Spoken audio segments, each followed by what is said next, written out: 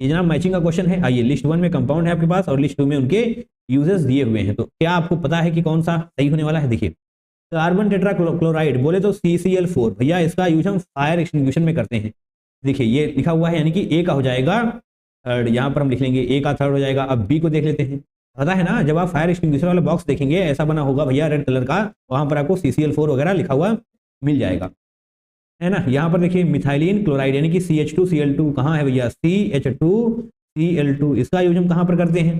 Paint remove करने के लिए, है ना, पेंट रिमूवर में हम इसका यूज करते हैं। बी का हो जाएगा फर्स्ट। सी का क्या होने वाला है? DDT इंसेक्टिसाइड, कहाँ पर लिखा है? ये लिखा है नॉन बायोडिग्रेडेबल इंसेक्टिसाइड, यानी कि सी का हो जाएगा फोर्थ। अब भैया इसके यूजेज आपको पता होने चाहिए, इसमें क्या लॉजिक है हम क्या ही बता सकते हैं इसमें, है ना। होता है भाई, ऐसा ही होता है, याद करना पड़ेगा आपको। और ये कई बार पूछे गए, ऐसा नहीं है कि पहली बार पूछा जा रहा है। आउट ऑफ द बॉक्स कुछ भी नहीं पूछा गया है आपसे। PYQs करेंगे तो डेफिनेटली ऐसे क्वेश्चन आपको मिलेंगे। रेयॉन्स की बात कर लेते हैं भैया, रेफ्रिजरेटर एंड एसी में हम इसका यूज करते हैं। कहाँ लिखा है? ये है, यानी कि डी का सेकेंड हो जाने वाला है। कहाँ है? 3142 यानी कि ऑप्शन नंबर 2 सही हो जाने वाला है। खास बात ये है कि जब भी ऐसे क्वेश्चन आपसे पूछे जाते हैं ना, तो ऑप्शंस को बहुत ही आसान रखा जाता है। मैचिंग में पूछे जाते हैं, सबसे बड़ी बात, और वहां पर भी ऑप्शंस को बहुत आसान रखा जाता है। अगर इसमें से आपको एक भी आ रहा होता तो आप इस क्वेश्चन को 100% क्रैक कर सकते थे। यहाँ पर स्टेटमेंट टाइप क्वेश्चन है, और स्टेटमेंट 1 क्या है? SiO2 and GeO2 are acidic while SNO and PbO are amphoteric in nature. हम आपको एक बात बताना चाहते हैं कि जनाब एक ऑक्साइड्स का वीडियो हमने बनाया हुआ है, acidic oxide, basic oxide, neutral oxide, amphoteric oxide से रिलेटेड एक भी डाउट, आई रिपीट 1% भी डाउट आपका नहीं बचने वाला उस पर्टिकुलर वीडियो को देखने के बाद। और वीडियो मिलेगा कहाँ पर? आप पिन कमेंट को चेक करिए या फिर डिस्क्रिप्शन बॉक्स को चेक करिए। इनऑर्गेनिक केमिस्ट्री की इंपॉर्टेंट वीडियोस की हमने एक प्लेलिस्ट आपको दी हुई है, उसी में आपको ऑक्साइड्स के ऊपर एक वीडियो मिल जाने वाला है। 20-25 मिनट का वीडियो है, उसको देखिए। 4-5 PYQs भी वहां पर कराए गए हैं, तो डेफिनेटली क्रिस्टल क्लियर हो जाने वाली है आपकी सारी चीजें, है ना। एक भी डाउट नहीं बचने वाला। ओके, और बहुत इंपॉर्टेंट है, ऑक्साइड से रिलेटेड 3-4 क्वेश्चन पूछे गए हैं, इसी में हम आपको 2 से 3 क्वेश्चन दिखा सकते हैं। ये दिखाएंगे अभी। Statement 1, SiO2 and GeO2 are acidic. ये जनाब ये एसिडिक होते हैं, है ना, पता होना चाहिए ये एसिडिक होते हैं। सारे के सारे मेटल ऑक्साइड्स एसिडिक होते हैं या बेसिक ऑक्साइड्स एसिडिक होते हैं? क्या एसिडिक होता है क्या नहीं होता है, उसके लिए वीडियो प्रेफर करिए। डेफिनेटली आपको सब कुछ क्रिस्टल क्लियर हो जा रहा होगा। यहाँ पर एक्सप्लेन करेंगे तो दिक्कत होगी ना, टाइम फालतू में वेस्ट होगा। SNO एंड PbO, एम्फोटेरिक के लिए निमोनिक्स आपको याद होनी चाहिए। क्या? जान सुनो बे आलिया पब गई, है ना, जान सुनो बे आलिया पब गई, अरे हाँ है ना।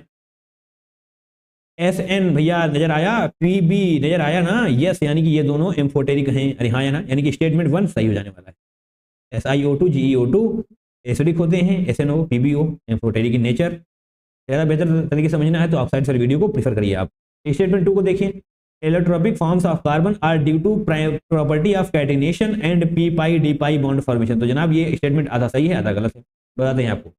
कैटिनेशन प्रॉपर्टी का मतलब क्या है? कि लंबी लंबी कार्बन की चेन बन जाए, है ना। उसी प्रकार से यहाँ पर कैटिनेशन प्रॉपर्टी की वजह से ही एलोट्रोपिक फॉर्म्स ऑफ कार्बन आपको मिल रहे होते हैं, यानी कि इतनी लाइन बिल्कुल सही है। Allotropic forms of carbon are due to property of catenation, and के बाद वाला स्टेटमेंट भैया गलत हो गया। क्यों? यहाँ पर लिखा हुआ है P pi d pi bond formation, नहीं, पी पाई बॉन्ड फॉर्मेशन होना चाहिए था, पी पाई बॉन्ड फॉर्मेशन, क्योंकि कार्बन के पास डी ऑर्बिटल है ही नहीं। अगर डी ऑर्बिटल नहीं है तो भैया आप खुद बताइए P pi d pi bond formation कैसे हो पाएगा? पता है सारी बातें, बिल्कुल पता होनी चाहिए। अगर डी ऑर्बिटल है ही नहीं तो पी पाई डी पाई कहां से? दैट मींस स्टेटमेंट 2 गलत हो जाएगा। अगर आप सही लिखना चाहते हैं अपनी शॉर्ट कॉपी उठाइए, लिखिए allotropic forms of carbon are due to property of catenation and p pi bond formation, not p pi d pi. Clear है? Yes. Statement 1 is true, second is false, that means option number 3 आपका सही हो जाएगा। Statement 1 को पढ़िए, ध्यान से पढ़ना है। Group 13 trivalent halides get easily hydrolysed by water due to their covalent nature. तो बिल्कुल सही स्टेटमेंट है जनाब ये, है ना। ग्रुप 13 के जो ट्राइवेलेंट हैलाइड होते हैं वो बहुत ही आसानी से हाइड्रोलाइज हो जाते हैं वाटर के द्वारा। ऐसा क्यों होता है? क्योंकि उनके पास कोवैलेंट नेचर होता है। यस। सेकंड पर आइए, AlCl3 upon hydrolysis in acidified aqua solution forms octahedral ion. Okay, आइए जनाब बहुत ध्यान से पढ़ना है। यहाँ पर जब हम बोलने वाले हैं तो बहुत ध्यान सुनिएगा, एक एक वर्ड पर फोकस आपका बना रहना चाहिए। ट्राइवेलेंट हैलाइड लिखा हुआ है, और जो हम बोलने वाले उसको सुनिए। ट्राइवेलेंट क्लोराइड्स, है ना, trivalent chloride upon hydrolysis in acidified aqua solution forms tetrahedral complex. ओहो, यानी कि टेट्राहेड्रल। और किस तरीके से बनेगा? MOH, ये क्या बना दिया मैंने, गलत बना दिया ना, OH होल 4 और ये निगेटिव, ये कॉम्प्लेक्स आपका बनने वाला है इस केस में ट्राईवैलेंट क्लोराइड्स के केस में, है ना, ट्राईवैलेंट क्लोराइड्स केस में। तो आप बताइए क्या स्टेटमेंट 2 सही होगा। अब आपको लग रहा होगा कि यार यहाँ पर तो ऑक्टाहेड्रल बन गया है ना, अभी अभी हमने बताया कि टेट्राहेड्रल होना चाहिए, सॉरी यस टेट्राहेड्रल होना चाहिए, है ना, टेट्राहेड्रल होना चाहिए, और यहाँ पर क्या है ऑक्टाहेड्रल, इसका मतलब ये गलत है, आपको ऐसा लगा। और जैसे ही ऐसा लगा आपने इसको क्रॉस किया यानी कि -1 तैयार है भैया, ये वाला स्टेटमेंट भी सही है। क्यों सही है? क्योंकि ये एक्सेप्शन होती है ना, AlCl3 upon hydrolysis and acidified aqua solution octahedral बनाता है, यही वाला। एक्सेप्शंस भी याद रखनी है क्योंकि क्वेश्चंस वहीं से पूछे जा रहे होंगे, क्योंकि -1 वहां पर तैयार मिलने वाला है आपको, है ना। आपको ये वाला याद होना चाहिए कि trivalent halides, sorry trivalent chlorides tetrahedral ion का फॉर्मेशन करते हैं, बट AlCl3 ऑक्टाहेड्रल का फॉर्मेशन करता है। दोनों स्टेटमेंट सही है, दैट मीन्स ऑप्शन नंबर 4 आपका बिल्कुल सही है। Among the following oxides of p block elements, number of oxides having amphoteric nature, एक बार फिर से इनको ऑक्साइड याद आ गई है, एम्फोटेरिक नेचर। क्या बोला था मैंने आपसे,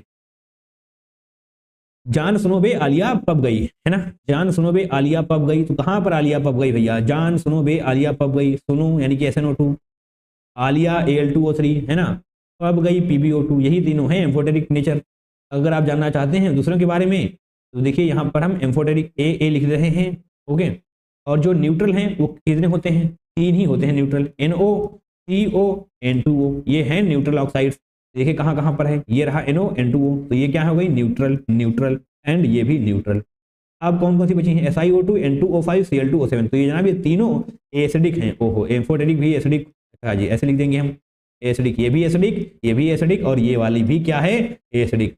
एक्चुअली एसिडिक में ना 2-3 लाइनें आपको याद करनी पड़ेंगी, तो आपको उस वीडियो को ही प्रेफर करना पड़ेगा। यहाँ पर हम एक्सप्लेन करेंगे, आधा अधूरा ज्ञान आपको मिलेगा, समस्या हो जाएगी फिर, है ना।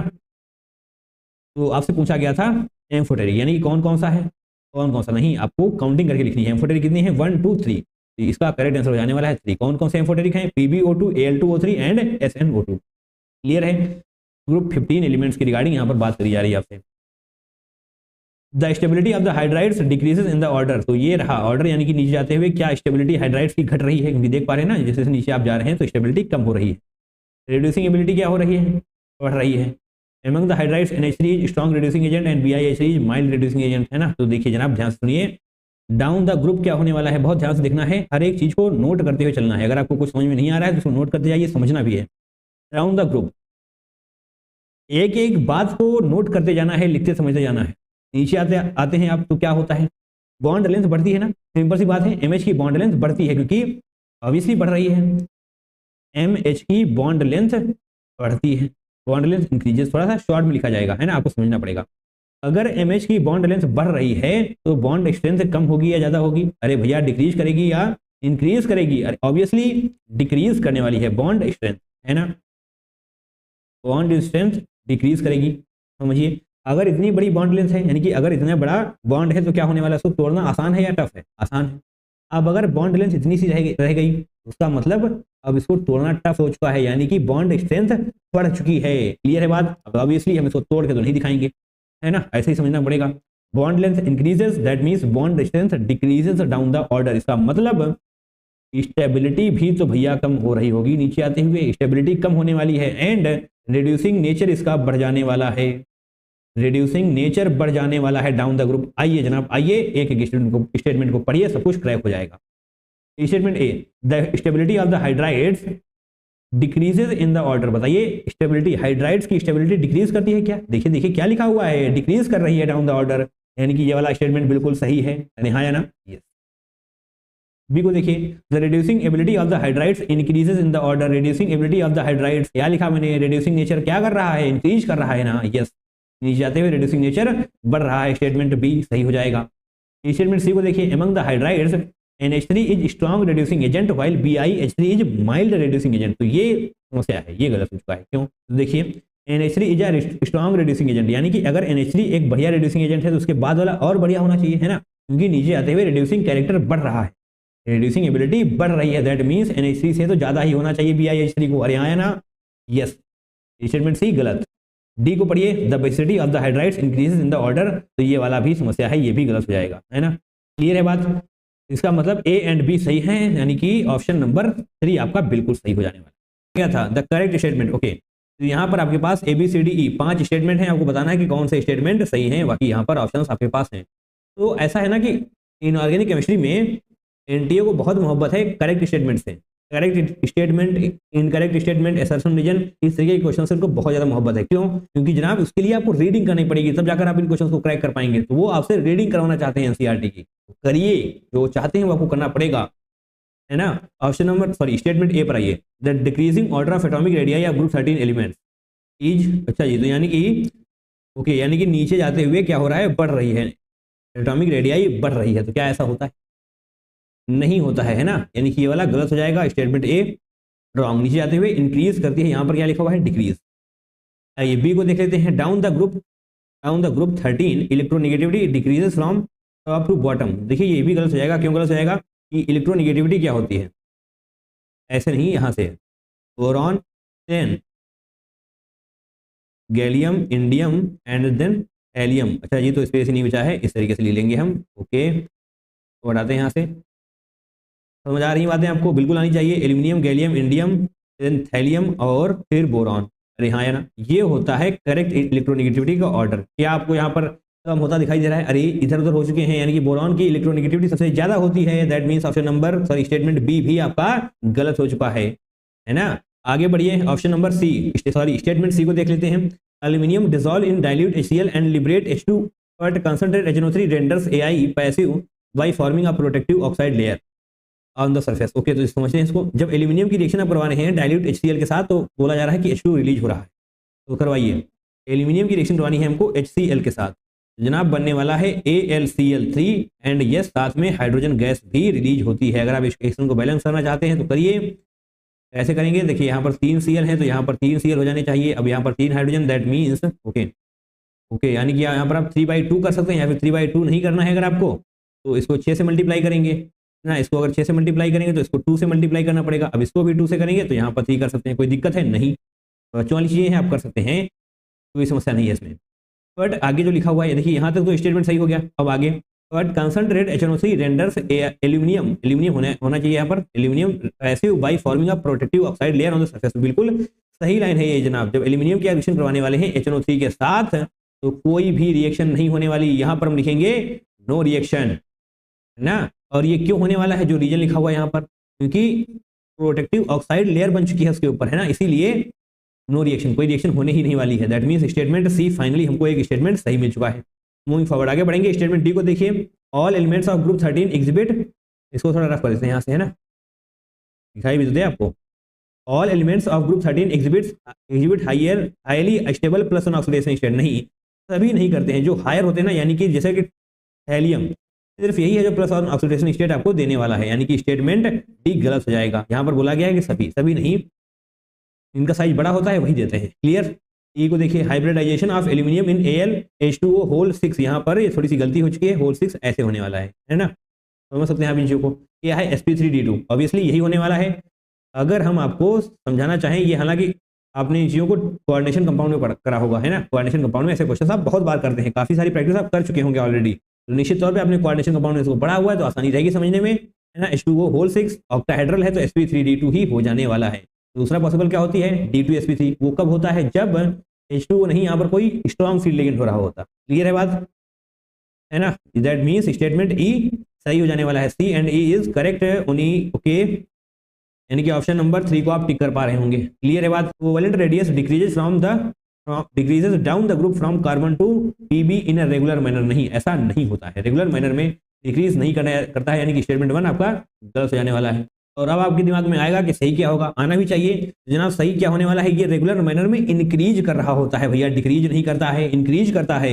दैट मींस स्टेटमेंट ए गलत, बट सही क्या है ये आपको पता होना चाहिए। आगे बढ़िए, स्टेटमेंट बी बनाते हैं। Electronegativity decreases from carbon to PB, यानी कि lead down the group gradually. तो पहले तो यहाँ पर ग्रुप 14 के एलिमेंट्स को लिख लेते हैं, है ना। कहें सीता जी, सुनो पार्वती, यही पढ़ा है आपने या कुछ और पढ़ा है, बताइएगा जरूर।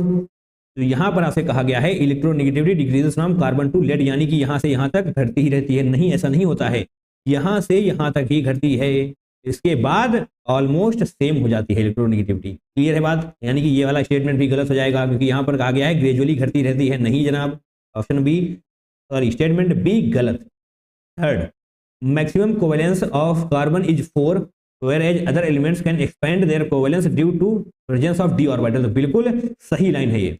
कार्बन की मैक्सिमम कोवेलेंसी क्या होती है 4, जबकि अदर एलिमेंट्स अपनी कोवेलेंसी को बढ़ा सकते हैं, क्यों? क्योंकि उनके पास डी ऑर्बिटल होता है। अरे हाँ है ना, कार्बन के पास कोई डी ऑर्बिटल नहीं है, वैकेंट डी ऑर्बिटल नहीं है, इसलिए इसकी मैक्सिमम कोवेलेंसी 4 ही होती है, ये एक्सपेंड नहीं कर सकता अपने ऑक्टेट को।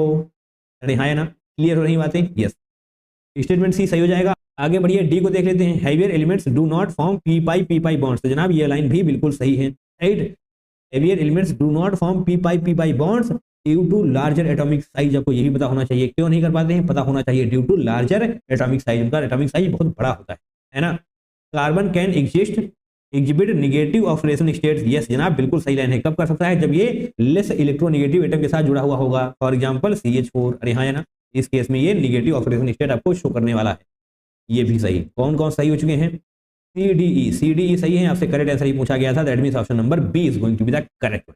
सर्शन and reason, the stability order of plus one oxidation state of gallium indium thallium is, यानी कि नीचे जाते हुए stability plus one oxidation state की बढ़ रही है। तो बिल्कुल सही लाइन है, ऐसे ही बढ़ती है। प्लस वन ऑक्सीडेशन स्टेट की स्टेबिलिटी बढ़ती है, +3 की स्टेबिलिटी घटती है। अरे हाँ है ना, डाउन द ऑर्डर देख रहे हैं ना, down the order stability plus one oxidation state की बढ़ेगी, +3 की घटेगी। हाँ है ना, ठीक है। रीजन आइए, the inert pair effect. Yes, इसका रीजन यही है, इनर्ट पेयर इफेक्ट की वजह से ही ये सब हो रहा होता है। Inert pair effect stabilises the lower oxidation state down the group. Yes जनाब, बिल्कुल सही। रीजन भी सही है, असर्शन भी सही है, तो ऑप्शन नॉट वाला गलत, ऑप्शन नंबर 3 सही। इनकरेक्ट, एक बार इनकरेक्ट पूछा गया है इस बार, ध्यान से। एक बार फिर से आपके सामने स्टेटमेंट टाइप क्वेश्चन, एक बार फिर से 5 स्टेटमेंट है, एक बार फिर से आपको सही ही करना पड़ेगा। Die nitrogen is a diatomic gas which act like an inert gas at room temperature. तो ये वाली लाइन बिल्कुल सही है, क्यों? क्योंकि जनाब यहाँ पर डाई नाइट्रोजन है, दैट मींस N2 कैसे होता है? इस तरीके से होता है। ये ट्रिपल बॉन्ड आप देख रहे हैं ना, ये बहुत स्ट्रांग होता है, तोड़ना आसान नहीं है इसको। That means x like an inert gas, ये रिएक्ट ही नहीं करने वाला। जब ये भैया बॉन्ड नहीं टूटेगा तो रिएक्ट कहां से हो पाएगा? दैट मींस स्टेटमेंट ए क्या है? सही। बट आपसे कहा गया है इनकरेक्ट ढूंढने के लिए, है ना। तो यहाँ पर हम इसको टिक करके रखते हैं, क्लियर है ना। बाद में यहाँ पर हम देख लेंगे। Common oxidation state of these elements are -3 +3 and +5। तो क्या बताइए, ये वाली लाइन सही है? बिल्कुल सही है। कॉमन ऑक्सीडेशन स्टेट यही होती है, -3 +3 +5। -3 आपने देखी होगी कहाँ पर? फास्फोरस नाइट्राइड्स में, राइट। क्या होता है फास्फोरस नाइट्राइड्स? P3N5, इसको बोलते हैं फास्फोरस नाइट्राइड। यहाँ पर आप देख पाएंगे कि नाइट्रोजन की ऑक्सीडेशन स्टेट क्या है? -3 है ना। और ये +3 आप कहाँ पर देखते हैं? NH3 में, देखा है आपने? बिल्कुल। +5 HNO3 में। कैलकुलेट कर सकते हैं आप, +3 यहाँ पर आने वाली है, +5 यहाँ पर आने वाली है, कैलकुलेट करना आता है ना? यस, रिडॉक्स चैप्टर आपने पढ़ रखा है। सी को देखिए, यानी कि ये वाला भी सही है, बट इनकरेक्ट ढूंढना है आपको। बढ़िया बात है जनाब, देखते हैं। Nitrogen has unique ability to form p multiple bond. तो जनाब ये वाली लाइन ना बिल्कुल सही है। अरे सही तो गलत क्या है? Nitrogen has unique ability to form p multiple bonds, बिल्कुल सही बात है, ये वाली लाइन भी सही है। ए को देखते हैं, the stability of +5 oxidation state increases down the group. Finally हमको एक गलत स्टेटमेंट मिल चुका है जनाब, इंक्रीजेस नहीं डिक्रीजेस होना चाहिए। ज्यादा हायर ऑक्सीडेशन स्टेट की स्टेबिलिटी घटती है नीचे जाते हुए, यहाँ पर आपको थोड़ा थोड़ा मिक्सिंग करके आ रहे हैं अभी। कहाँ पर ये रहा? +1 ऑक्सीडेशन स्टेट इंक्रीज कर रही थी, +3 ऑक्सीडेशन स्टेट, जैसे जैसे आप ऑक्सीडेशन स्टेट बढ़ाते जाते हैं ना, वैसे वैसे बदलता जाता है। That means +5 oxidation state decreases down the group, not increase. C वाली लाइन गलत है, यानी सॉरी सी नहीं, डी गलत है। सी की ऑप्शन नंबर डी मार्क कर सकते हैं आप यहाँ पर, है ना। सी को देख लीजिएगा कहाँ पर है। ओके, क्योंकि यहाँ पर ABCD हमने नहीं लिखा है, सिर्फ और सिर्फ स्टेटमेंट्स देख लिए हैं। ए ऐसे हो जाएगा, BCD, है ना। क्लियर है बात? यस। ई को देख लीजिएगा, nitrogen shows a maximum covalency of 6, नहीं ऐसा पॉसिबल ही नहीं है। नाइट्रोजन मैक्सिमम कोवेलेंसी +4 शो कर सकता है, +4 या सिर्फ 4 बोलेंगे हम, 4 शो कर सकता है। क्यों 6 क्यों नहीं कर सकता? क्योंकि भैया इसके पास डी ऑर्बिटल नहीं है। अगर वैकेंट डी ऑर्बिटल नहीं है तो अपने ऑक्टेट को कैसे एक्सपेंड करेगा? कार्बन की वाली समस्या है, जो समस्या कार्बन के पास है वही इसके पास भी है। क्लियर है बात? कार्बन के पास भी वैकेंट डी ऑर्बिटल नहीं होता, इसलिए उसकी भी मैक्सिमम कोवेलेंसी 4 ही होती है। एंड नाइट्रोजन में भी यही समस्या है ना। यानी कि डी वाला स्टेटमेंट गलत है। डी एंड ई कोई है क्या? डी एंड ई वाला ऑप्शन कोई है क्या जनाब? देखिए, यानी कि ऑप्शन नंबर सी आपका बिल्कुल सही है। D and E only incorrect. On reaction of lead sulphide यानी कि PbS, अरे हाँ है ना, PbS with dilute nitric acid बोले तो HNO3, अरे हाँ है ना। Which of the following is not formed, यहाँ पर 4 कंपाउंड आपको दिए हुए हैं, फिर आपसे बताना है कि कौन सा नहीं बनेगा। तो बनता क्या क्या है ये तो पता होना चाहिए। PbNO3 होल ट्वाइस इसका फॉर्मेशन हो जाएगा, और भैया सल्फर बनने वाला है, और क्या बनेगा NO, और साथ में वाटर, है ना। क्लियर है बात, ये सब बनेगा। बताइए कौन वाला नहीं है यहाँ पर, सल्फर है, देखिए सल्फर है, यानी कि ये वाला गलत हो जाएगा आपके पास, है ना। लेड नाइट्रेट, ये लेड नाइट्रेट हो गया, PbNO3 whole twice obviously. Nitrous oxide and nitric acid, क्या आपको नाइट्रिक एसिड दिखाई दे रहा है, नहीं दे रहा है, दैट मींस ऑप्शन नंबर 1 सही है, नाइट्रस ऑक्साइड ये रहा NO। अरे हाँ है ना। रिएक्शन याद होनी चाहिए, बाई प्रोडक्ट्स भी याद होने चाहिए। यहाँ पर ये क्लियर हो चुका है कि बाई प्रोडक्ट्स भी इंपॉर्टेंट होते हैं। आपने याद किया होगा PbS plus HNO3 lead nitrate बनता है, that means PbNO3 whole twice. But आपको सिर्फ इतना अगर आ रहा होता तो आप यहाँ पर -1 या फिर 0 ही हासिल कर पा रहे होते। अरे हाँ है ना। Set of Meta directing functional group, तो आपसे मेटा डायरेक्टिंग पूछा गया है ना। मेटा डायरेक्टिंग मतलब इलेक्ट्रॉन विड्रॉइंग, है ना। तो इसको थोड़ा सा रफ करते हैं यहाँ से, इलेक्ट्रॉन विड्रॉइंग। तो इसको थोड़ा सा ब्लैक में लेकर आ जाए हम, क्या जी हाँ ब्लैक में लेकर आएंगे और आपको शिद्दत के साथ एक्सप्लेन करते हैं। क्वेश्चन नंबर 4 तो आपने कर ही लिया है, क्लियर है, यस। आइए, ज्यादा फोकस चाहिए हमें आपका स्क्रीन पर, है ना। तो इलेक्ट्रॉन विड्रॉइंग ग्रुप होते हैं मेटा डायरेक्टिंग, क्लियर है बात, बोलिए हाँ या ना। डायरेक्टिंग, है ना, मेटा डायरेक्टिंग। और इलेक्ट्रॉन डोनेटिंग ग्रुप, जो इलेक्ट्रॉन देते हैं वो हो जाते हैं ortho para directing. Ortho and कर देंगे हम, क्लियर है, यस। तो आपसे क्या पूछा गया है यहाँ पर, मेटा डायरेक्टिंग ग्रुप, यानी कि इलेक्ट्रॉन विड्रॉइंग ग्रुप आपको बताना है इसमें, क्लियर है बात, यस। एट दैट यहाँ पर आपको देखना है कि ऐसा कौन है जिसमें 4 के चारों इलेक्ट्रॉन विड्रॉइंग ग्रुप है। अरे हाँ है ना, that means Meta directing, clear है। अब चलिए देखते हैं, देखिए यहाँ पर साइनाइड तो सही है, साइनाइड है मेटा डायरेक्टिंग, यानी कि इलेक्ट्रॉन विड्रॉइंग ग्रुप साइनाइड है, तो उसको हम टिक करके रखेंगे। बट NH2 NHR OCH3, देखिए NH2 NHR नहीं होने वाले, है ना। क्यों नहीं होंगे ये भी आपको बता देते हैं। अगर आपके पास नाइट्रोजन है, सिर्फ नाइट्रोजन की बात कर रहे हैं, है ना। अगर आपके पास नाइट्रोजन है तो ये कैसा है, इलेक्ट्रोनेगेटिव एलिमेंट है ना। इलेक्ट्रोनेगेटिव है ना, ठीक है, इलेक्ट्रोनेगेटिव है, दैट मींस ये किस तरीके से बिहेव करने वाला है। पहली कंडीशन में इलेक्ट्रोनेगेटिव है, अगर इलेक्ट्रोनेगेटिव है तो किस तरीके से बिहेव करेगा, इलेक्ट्रॉन विड्रॉइंग ग्रुप, क्लियर है ना। इलेक्ट्रोनेगेटिव की वजह से इलेक्ट्रॉन विड्रॉइंग ग्रुप की तरह बिहेव करेगा, बट इसके साथ साथ इसके पास भैया लोन पेयर भी हैं, इसके पास लोन पेयर हैं, तो अब ये इलेक्ट्रॉन डोनेटिंग ग्रुप की तरह बिहेव करने वाला है, इलेक्ट्रॉन डोनेट कर रहा होगा ये। अरे हाँ है ना। अब आपके दिमाग में आ रहा होगा अगर ये दोनों बातें हो रही हैं तो सही कौन सा होगा। अरे भैया डोमिनेट ये वाला कर जाता है, ये डोमिनेट करता है ना, लोन पेयर डोमिनेट करता है, दैट मींस ओवरऑल अगर ये NH2 आपको दिखाई दे रहा है, इसके पास लोन पेयर है, तो भैया ओवरऑल ये क्या हो जाने वाला है, इलेक्ट्रॉन डोनेटिंग ग्रुप, बोले तो ऑर्थो पैरा डायरेक्टिंग, क्लियर है। ऑर्थो पैरा डायरेक्टिंग यानी कि इलेक्ट्रॉन डोनेटिंग ग्रुप, यानी कि आपसे ये नहीं होने वाला, यही प्रकार यहाँ पर भी होने वाला है ना। OCH3 यहाँ पर भी ऑक्सीजन के पास भी तो लोन पेयर है, दिखाई दिया भैया, ऑक्सीजन के पास भी तो लोन पेयर होते हैं, यहाँ पर भी वही समस्या है, दैट मींस ये भी ठीक होगा। तो ऑप्शन नंबर 1 तो आपको कहीं से भी सही नहीं होने वाला, यहाँ पर तो 3 गलत हो चुके हैं, चारों के चारों मेटा डायरेक्टिंग होने चाहिए, और यहाँ पर तो 3 ऑर्थो पैरा डायरेक्टिंग है, क्लियर। आगे ये सेकंड पर देखिए NO2, यहाँ पर नाइट्रोजन भले ही हो, बट NO2 आप सभी को पता है कि बहुत ही बेहतरीन, आई रिपीट, बहुत ही जबरदस्त वाला इलेक्ट्रॉन विड्रॉइंग ग्रुप होता है, सारे इलेक्ट्रॉन्स को खींचने की ताकत रखता है, बहुत ज्यादा पावरफुल है ये। तो इसको टिक करके रखेंगे, है ना, इसको आप याद कर लीजिए, बढ़िया रहेगा। NO2 क्या है, मेटा डायरेक्टिंग आप याद रखें, या फिर इलेक्ट्रॉन विड्रॉइंग ग्रुप तरीके से आप याद रखते हैं, है ना। और इलेक्ट्रॉन विड्रॉइंग, इलेक्ट्रॉन डोनेटिंग पता है ना, इसका क्या मतलब होता है, चलिए बता देते हैं आपको। ये हो गई बेंजीन, ये हो गई बेंजीन, है ना। अब इस बेंजीन पर अगर हम NO2 लगाते हैं, इस बेंजीन पर NO2 अगर हम लगा देते हैं, और इलेक्ट्रॉन विड्रॉइंग कौन सा ले लें, NH2, चलिए इलेक्ट्रॉन विड्रॉइंग NH2 ले लेते हैं, तो इनको बदला जाएगा एक सेकंड के लिए। NO2 क्या है, ये क्या करेगा NO2, देखिए देखिए क्या कर रहा है ये, मेटा डायरेक्टिंग है, इलेक्ट्रॉन विड्रॉइंग ग्रुप इलेक्ट्रॉन को खींचने की ताकत रखता है, यानी कि ये इलेक्ट्रॉन को खींचने वाला है, NO2 को इलेक्ट्रॉन को खींचने वाला है, NH2 इलेक्ट्रॉन को दे रहा होगा। ये कैसा है, इलेक्ट्रॉन डोनेटिंग ग्रुप, और ये कैसा है, इलेक्ट्रॉन विड्रॉइंग ग्रुप, क्लियर है बात, yes.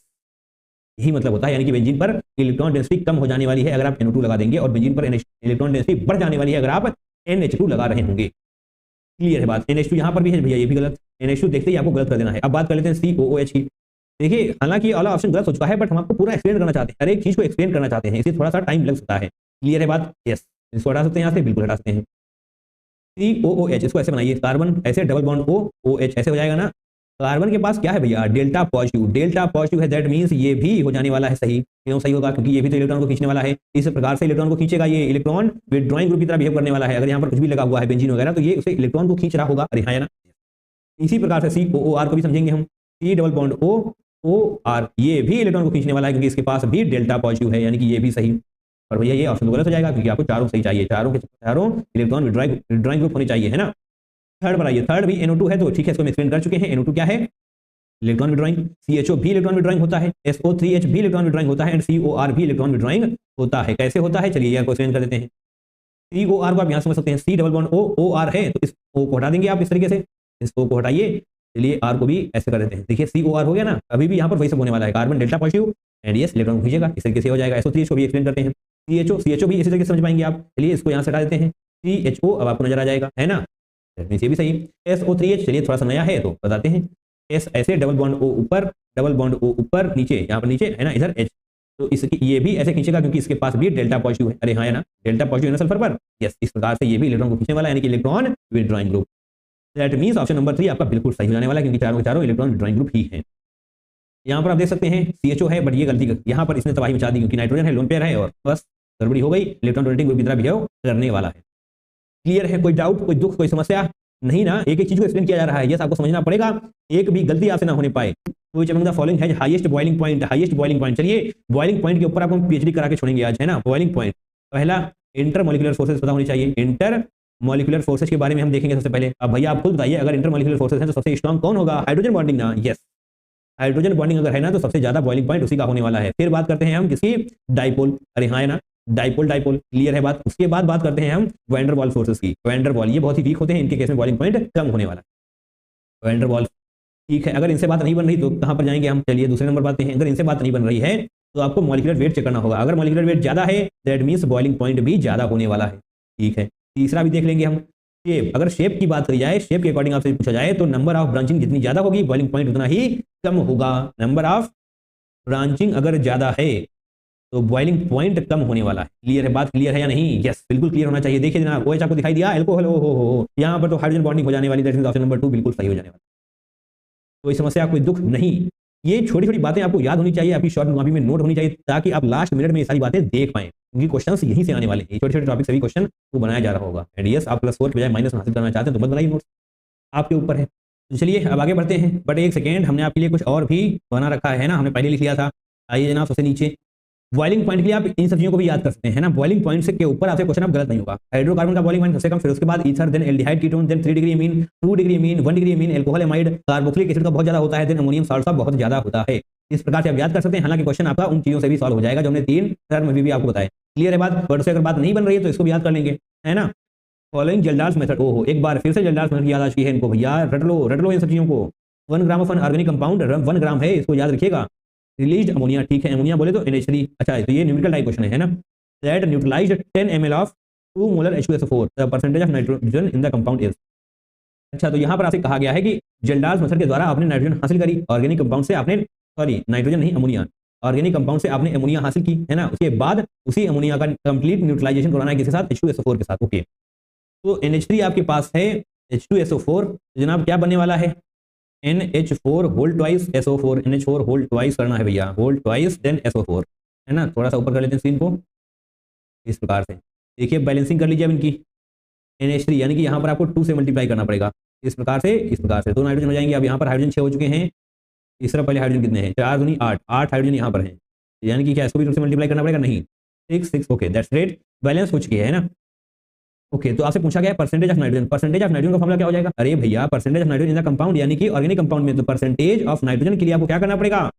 Weight of nitrogen upon weight of organic compound, जो कि दिया हुआ है आपको 1 ग्राम, है ना, इनटू 100। अरे हाँ, है ना, यस। तो यानी कि आपको वेट ऑफ नाइट्रोजन पता करना है। अब सोचिए, वेट ऑफ नाइट्रोजन आप कैसे पता करते हैं? वेट ऑफ नाइट्रोजन के लिए आपको मोल्स ऑफ नाइट्रोजन पता करना पड़ेगा, राइट, और मोल्स ऑफ नाइट्रोजन के लिए आपको मोल्स ऑफ NH3 पता करना पड़ेगा। क्लियर है बात? यस। आप बताइए मोल्स ऑफ NH3 आप कैसे पता करेंगे? यहाँ पर आपको मोलैरिटी किसकी दी हुई है? H2SO4 की, है ना, मोलैरिटी H2SO4 की दी हुई है, तो इसके मोल्स पता कर लीजिए। जो H2SO4 के मोल्स होंगे उसके दोगुने मोल्स होने वाले हैं, क्योंकि भैया स्टोइचियोमेट्रिक कोएफिशिएंट 2 है। दैट मींस देखिए यहाँ पर कंप्लीट न्यूट्रलाइज लिखा हुआ है, यानी कि रिएक्शन के बाद ये भी खत्म हो जाने वाला है, ये भी खत्म हो जाने वाला है ना। स्टोइचियोमेट्रिक कोएफिशिएंट 2 है, यानी कि ये दोगुना खत्म हो रहा है इन कंपैरिजन टू H2SO4। चलिए मोल्स ऑफ H2SO4 हम निकालते हैं, बताइए कोई समस्या इसमें? नहीं कर पाएंगे क्या आप? बिल्कुल कर लेंगे। मोल्स ऑफ H2SO4 के लिए क्या करना पड़ेगा? मोलैरिटी इनटू वॉल्यूम, है ना, किया है आपने, क्योंकि फॉर्मूला तो क्या होता है भैया? फॉर्मूला मोलैरिटी का फॉर्मूला क्या होता है? Moles of solute upon volume of solution. अरे हाँ, है ना, शॉर्ट में लिख रहे हैं मोल्स अपॉन वॉल्यूम। तो मोल्स के लिए आपको क्या करना पड़ेगा? Molarity into volume. मोलैरिटी दी हुई है आपको 2 मोलर, है ना, 2 मोलर, और वॉल्यूम दिया हुआ है आपको ml में दिया हुआ है, यानी कि ये मोल्स नहीं मिली मोल्स आएंगे, ठीक है। इसको यहाँ पर हम मिली मोल्स लिख लेने वाले हैं। अगर आप मोल से निकालना चाहते हैं तो 10 टू द पावर -3 से मल्टीप्लाई करना पड़ेगा। चलिए 10 कर देते हैं हम, तो 20 मिली मोल आपको मिल जाने वाले हैं। अगर H2SO4 के 20 मिली मोल है तो आप खुद बताइए नाइट्रोजन, सॉरी NH3 के कितने मिली मोल होंगे? 40 ना, yes, 2 × 40, that means milli moles of NH3 क्या हो जाने वाला है? 40 मिली मोल्स। क्लियर है बात? अब आप खुद बताइए NH3, एक NH3 यानी कि एक अमोनिया में कितने नाइट्रोजन है? एक ना, एक NH3 में एक नाइट्रोजन है, यानी कि मिली मोल्स ऑफ नाइट्रोजन भी भैया 40 ही होने वाले हैं। अरे हाँ, या ना, yes, milli moles of nitrogen भी कितने हो जाएंगे? 40। बहुत बढ़िया, बहुत बढ़िया, आपने मिली मोल्स निकाली हैं। अब आपको क्या निकालना पड़ेगा? वेट। चलिए वेट निकालते हैं। वेट ऑफ नाइट्रोजन के लिए क्या करना पड़ेगा आपको? Moles into molecular weight. Clear है बात? तो मोल्स, अब मिली मोल्स को मोल्स में लेकर आना पड़ेगा। 10 टू द पावर -3 से मल्टीप्लाई करिए, ये मोल्स हो जाएंगे। मॉलिक्यूलर वेट क्या होता है नाइट्रोजन का? 14 होता है। यस 14 होता है, तो 14 into 4 560 into 10 to the power -3 हो जाने वाला है। तो अगर आप इसको ऐसे लिखना चाहें तो ऐसे लिख सकते हैं 56 इंटू 10 टू द पावर -2। बोलिए हाँ या ना, लिख सकते हैं? यस। अब इस फॉर्मूले में पुट करिए। कहाँ गया फॉर्मूला? परसेंटेज ऑफ नाइट्रोजन के लिए आपको weight of nitrogen upon weight of organic compound करना होता है। तो परसेंटेज ऑफ नाइट्रोजन के लिए आपको क्या करना पड़ेगा? वेट ऑफ नाइट्रोजन कितना आया है? 56 इंटू 10 टू द पावर -2। ये ग्राम्स में है, पता है ना? ये भैया ग्राम में ही आता है यार, ग्राम में ही आता है। और ऑर्गेनिक कंपाउंड आपको किसमें दिया गया है? ग्राम में ही दिया गया है। बहुत अच्छी बात हो गई। 1 ग्राम लिखना पड़ेगा आपको नीचे। 1 ग्राम आप लिखेंगे इंटू 100 करेंगे परसेंटेज के लिए, तो 10 टू द पावर -2 100 को उड़ा देगा, तो एट द एंड आपका करेक्ट आंसर आ जाने वाला है 56%। बोलिए हाँ या ना? आया समझ में? यस, दैट मींस 56 आपका करेक्ट आंसर हो जाने वाला है। ये क्वेश्चन में ऐसा कुछ भी नहीं है जो आपको परेशान करेगा। एक बार भी अगर आपने उस क्वेश्चन को कर लिया तो डेफिनेटली एग्जाम में भी आप इस क्वेश्चन को सॉल्व कर पा रहे होंगे, बट एक बार जरूर से करना पड़ेगा, अदरवाइज होगा नहीं, है ना? वहां पर आप इतना दिमाग लगा पाएंगे, ये सारी चीजें सोच पाएंगे। ये थोड़ा सा टफ है, बट यस किया जा सकता है। इसमें कुछ भी ऐसा नहीं है जो आपको परेशान कर रहा होगा। Ascending order of acidity of OH group in the following compound. देखिए एसिडिटी के ऊपर इतने क्वेश्चन पूछे गए ना, मतलब क्या बताएं आपको, बहुत क्वेश्चन पूछे गए एसिडिटी के ऊपर। इसका कॉन्सेप्ट क्या है, चलिए वो भी आपको एक्सप्लेन करते हैं। इसका कॉन्सेप्ट ये है जी, तो ये तो है ब्यूटाइल OH। तो कैसे बना ले हम? 4 कार्बन होने चाहिए ना, 1 2 3 4, इसी के ऊपर OH। क्लियर है बात? ये है आपका ये वाला, है ना? ओके, तो एसिडिटी का मतलब ये हो जाता है कि H+ कितनी जल्दी बाहर जाने वाला है। यहाँ पर देख पा रहे हैं ना, OH जहाँ OH है, तो यहाँ पर यही आपको देखना है कि H+ कितनी जल्दी बाहर जा रहा है। H+ जितनी जल्दी बाहर जाएगा एसिडिटी उतनी ही ज्यादा होने वाली है। अरे हाँ या ना? H+ जितनी जल्दी बाहर जाएगा, जितना यहाँ पर पॉजिटिव चार्ज की डेंसिटी बढ़ती जाएगी, उतनी ही जल्दी H+ बाहर जाएगा। सिंपल है बात, क्योंकि पॉजिटिव रिपल कर रहे होते हैं। यानी कि अगर हम बेंजीन पर पॉजिटिव चार्ज की डेंसिटी बढ़ा दें, यानी कि नेगेटिव, मतलब सिंपल सा है कि अगर नेगेटिव चार्ज की डेंसिटी को हम खींच लें, पॉजिटिव चार्ज की डेंसिटी बढ़ जाएगी, दैट मींस H+ बहुत जल्दी बाहर जाएगा, दैट मींस एसिडिटी बढ़ जाने वाली। क्लियर हो गई बात? Concept clear? यस। अब देखिए कौन कौन से ग्रुप लगे हुए हैं, किनका क्या क्या काम है। NO2 ग्रुप क्या करेगा बताइए? इलेक्ट्रॉन विड्रॉइंग होता है, यानी कि इलेक्ट्रॉन को खींचने वाला, दैट मींस पॉजिटिव चार्ज की डेंसिटी यहाँ पर बढ़ा देगा, पॉजिटिव चार्ज की डेंसिटी बढ़ जाएगी। क्लियर है बात? इसको नोट करके रखिए। इस पर आइए, MEO यहाँ पर क्या है? लोन पेयर है, लोन पेयर है ऑक्सीजन के पास, दैट मींस ये इलेक्ट्रॉन देने वाला है, इलेक्ट्रॉन देने वाला है, इलेक्ट्रॉन दे रहा है। इसका क्या मतलब हुआ? इलेक्ट्रॉन दे रहा है, इसका मतलब नेगेटिव चार्ज की डेंसिटी बढ़ रही है। यहाँ पर क्या हो रहा है? नेगेटिव चार्ज की डेंसिटी बढ़ रही है। सिंपल है बात। देखिए कोई समस्या तो नहीं है। यहाँ से नेगेटिव खींचे जा रहे हैं, दैट मींस पॉजिटिव चार्ज की डेंसिटी बढ़ेगी। यहाँ पर नेगेटिव दिए जा रहे हैं, दैट मींस नेगेटिव चार्ज की डेंसिटी बढ़ जाने वाली है बेंजीन पर, जितनी थी उसे भी ज्यादा हो जाएगी।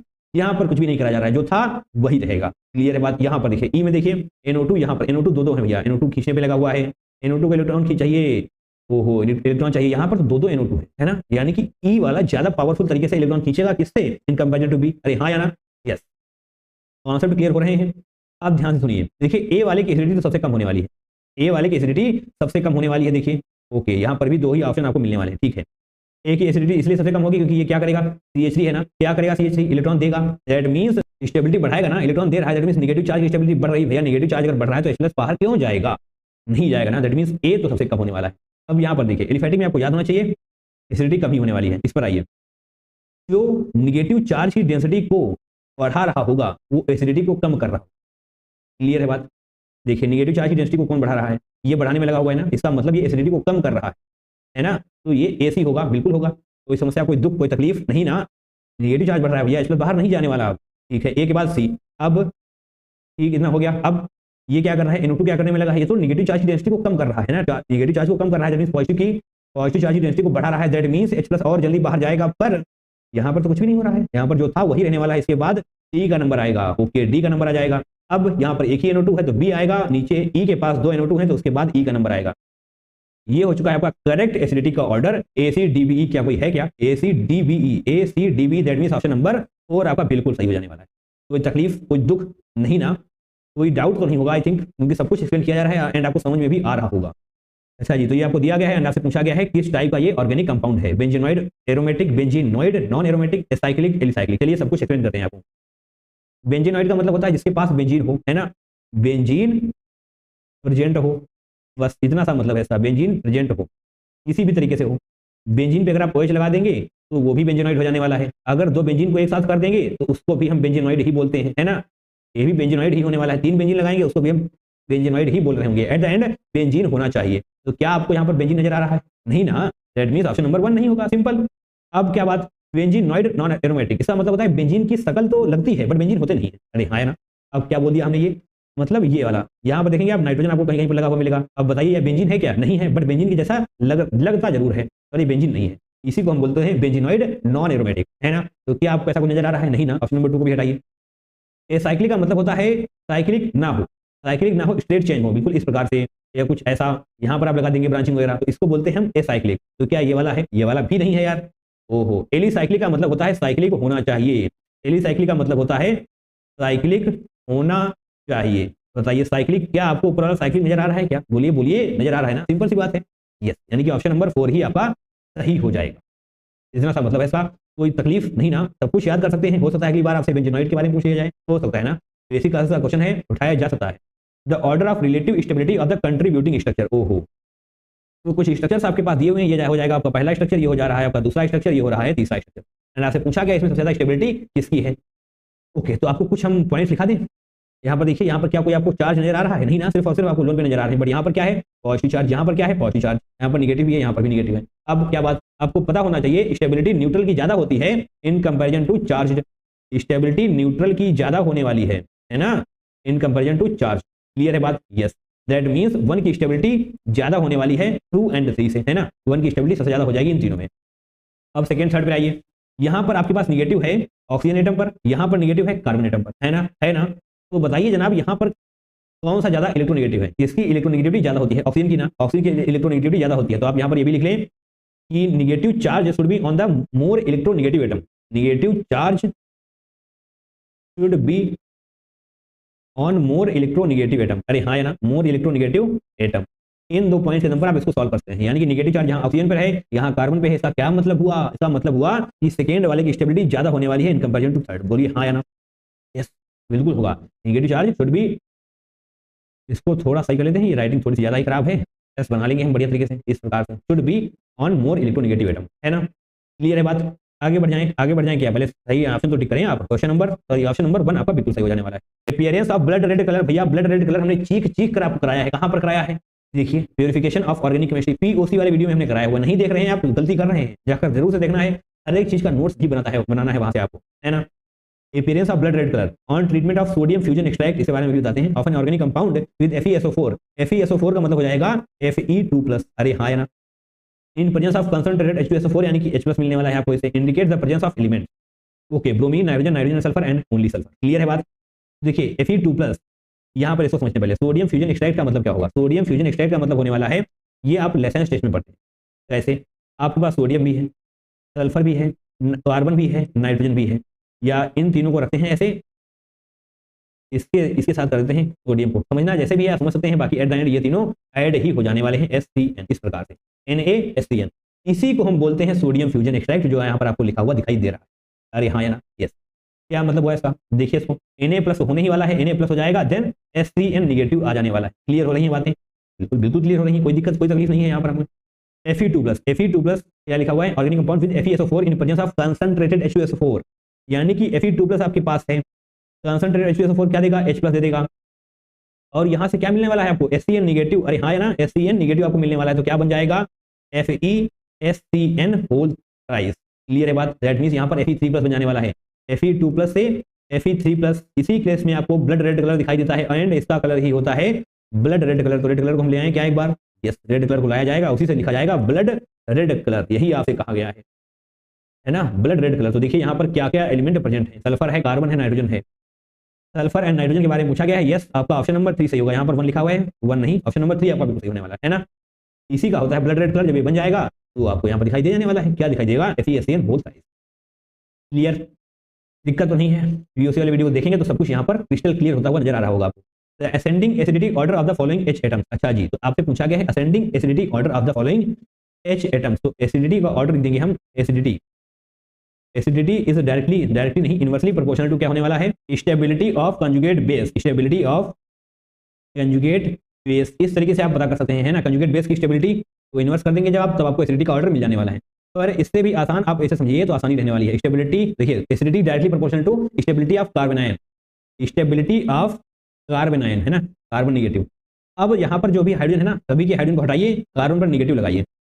देखिए HC triple bond carbon negative बचने वाला है ना, क्योंकि यहाँ से आपने H गायब कर दिया, क्लियर हो गया। अब बी पर आइए, H2C डबल बॉन्ड CH, यहाँ से भी आपने हाइड्रोजन उड़ा दिया तो यहाँ पर भी निगेटिव आ जाने वाला है।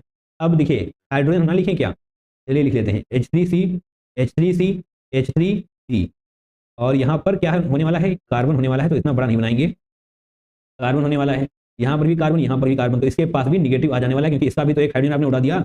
अब भैया जगह नहीं दिखाई दे रही है हमको, तो H3C CH2 को C2H5 लिख सकते हैं, बिल्कुल C2H5 हम लिख सकते हैं, और इस पर जो कार्बन है उसके पास है निगेटिव। अरे हाँ या ना, नहीं C2H5 ये तो हाइड्रोजन है, हमने क्या बना दिया ये, CH3 CH2 आपको करना पड़ेगा, चलिए थोड़ा नीचे ही कर लेते हैं, कोई दिक्कत नहीं है, CH3 CH2, और इसी से आपने हाइड्रोजन हटाया है, दैट मीन्स ये निगेटिव हो जाने वाला है। क्लियर हो रही बातें, चलिए ABCD भी लिख देते हैं, फिर आपको एक एक चीज को एक्सप्लेन करते हैं। कलर कौन सा लिया जाएगा, ग्रीन वाला लिया जाएगा, ये हो जाएगा आपका A, ये हो जाने वाला है B, ये हो जाने वाला है C, and last one is D, है ना। हाँ जी, तो अब क्या बात, अब कैसे करना है हमको, स्टेबिलिटी ऑफ कार्बन आयन, तो देखना है कार्बन आयन की स्टेबिलिटी कहाँ पर ज्यादा है, जहां पर कार्बन आयन की स्टेबिलिटी ज्यादा होगी वही एसिडिटी बढ़िया होने वाला है। देखिए सिंपल सी बात है, एसिडिटी का मतलब क्या होता है, आपको एक्सप्लेन करके आ रहे थोड़ी देर पहले हम, H+ कितनी जल्दी बाहर जाएगा, क्लियर है बात, H+ कितनी जल्दी बाहर जाएगा वो डिसाइड करता है ना स्टेबिलिटी ऑफ कार्बन आयन। अगर H+ के बाहर जाने से कार्बन आयन की स्टेबिलिटी ज्यादा हो रही है, यानी कि ज्यादा स्टेबल कार्बन आयन का फॉर्मेशन हो रहा है, दैट मींस H+ जल्दी से बाहर जाएगा, क्योंकि भैया स्टेबिलिटी तो हर किसी को चाहिए ना, यस, दैट मींस आपको देखना है कि कार्बन आयन की स्टेबिलिटी कहां पर ज्यादा है, जहां पर कार्बन आयन की स्टेबिलिटी ज्यादा होगी उसी का H+ जल्दी से बाहर जाएगा। Okay, concept clear. Percentage S character देखिए, परसेंटेज एस कैरेक्टर देखेंगे हम ऑरेंज पेन से, देखिए यहाँ पर कितने sp3 हैं, sp2 है, sp है, क्या है भैया, sp है ना, sp है, यहाँ पर क्या है डबल बॉन्ड sp2 होता है, बच्चे को पता है, और यहाँ पर तो सिंगल सिंगल है, दैट मींस sp3 हो जाने वाला है। बताइए जनाब, परसेंटेज एस कैरेक्टर कैलकुलेट कर सकते हैं आप, बिल्कुल कर सकते हैं। तो इसमें क्या आने वाला है 25%, राइट, 25%, और सी और डी का भी हम आपको एक्सप्लेन कर देंगे इसमें क्या डिफरेंस है। इन तीनों के बारे में बात करते हैं पहले। इसमें क्या होने वाला है 33%, है ना, इसमें क्या होने वाला है 50%। अगर समस्या है तो देखिए कैसे कर रहे हैं हम ये सब, देखिए देखिए देखिए, sp3 यानी कि एक s 3 p, that means total क्या हो गया 4, टोटल क्या हो गया 4, बट s कितना है 1, s कितना है 1, टोटल क्या है 4, इंटू 100 कर देंगे परसेंटेज के लिए, तो यस देखिए यहाँ पर 25% आया या नहीं आया। यहाँ पर आप देखेंगे एक s है, 2p है, दैट मींस 2 + 1 टोटल 3, 1/3 इंटू 100 करेंगे तो 33% आने वाला है। इसी प्रकार से यहाँ पर करेंगे एक s टोटल 2, 1/2 इंटू 100 50%। क्लियर है, आता भी होगा आपको। अब ठीक है, इतना तो हो गया। परसेंटेज एस कैरेक्टर अगर ज्यादा है that means electron withdrawing capacity ज्यादा है। अरे हाँ या ना, इलेक्ट्रॉन विड्रॉइंग कैपेसिटी ज्यादा है, या सिंपल सा बोल दें अगर हम तो इलेक्ट्रोनेगेटिविटी ज्यादा है। अरे इलेक्ट्रोनेगेटिविटी का मतलब ये तो होता है कि इलेक्ट्रॉन विड्रॉइंग कैपेसिटी ज्यादा है, इलेक्ट्रॉन को अपनी तरफ अपने ऊपर होल्ड करके रखेगा, बस इतना ही मतलब है इलेक्ट्रोनेगेटिविटी का, है ना। दैट मींस इलेक्ट्रोनेगेटिविटी भी ज्यादा है, इसका सीधा सा मतलब है कि कार्बन आयन की स्टेबिलिटी ज्यादा हो जाने वाली है। कार्बन आयन स्टेबिलिटी लिखेंगे हम, है ना, कार्बन आयन स्टेबिलिटी भी ज्यादा होने वाली है। अरे हाँ या ना, अगर इलेक्ट्रॉन यानी कि नेगेटिव चार्ज को अपनी तरफ खींच के रख रहा है, होल्ड करके रख रहा है, दैट मींस कार्बन आयन की स्टेबिलिटी ज्यादा है, सिंपल सी बात है। ओके ओके ओके ओके, तो देखिए परसेंटेज एस कैरेक्टर किसके पास सबसे ज्यादा है। अरे हाँ देखिए ए पर है ना, दैट मींस ए सबसे आगे होने वाला है, इसी की कार्बन आयन स्टेबिलिटी सबसे ज्यादा होने वाली है। एंड यस, आपसे यही पूछा गया है असेंडिंग एसिडिक ऑर्डर, आपको हम बता चुके हैं acidity directly proportional to stability of carbon ion. Clear.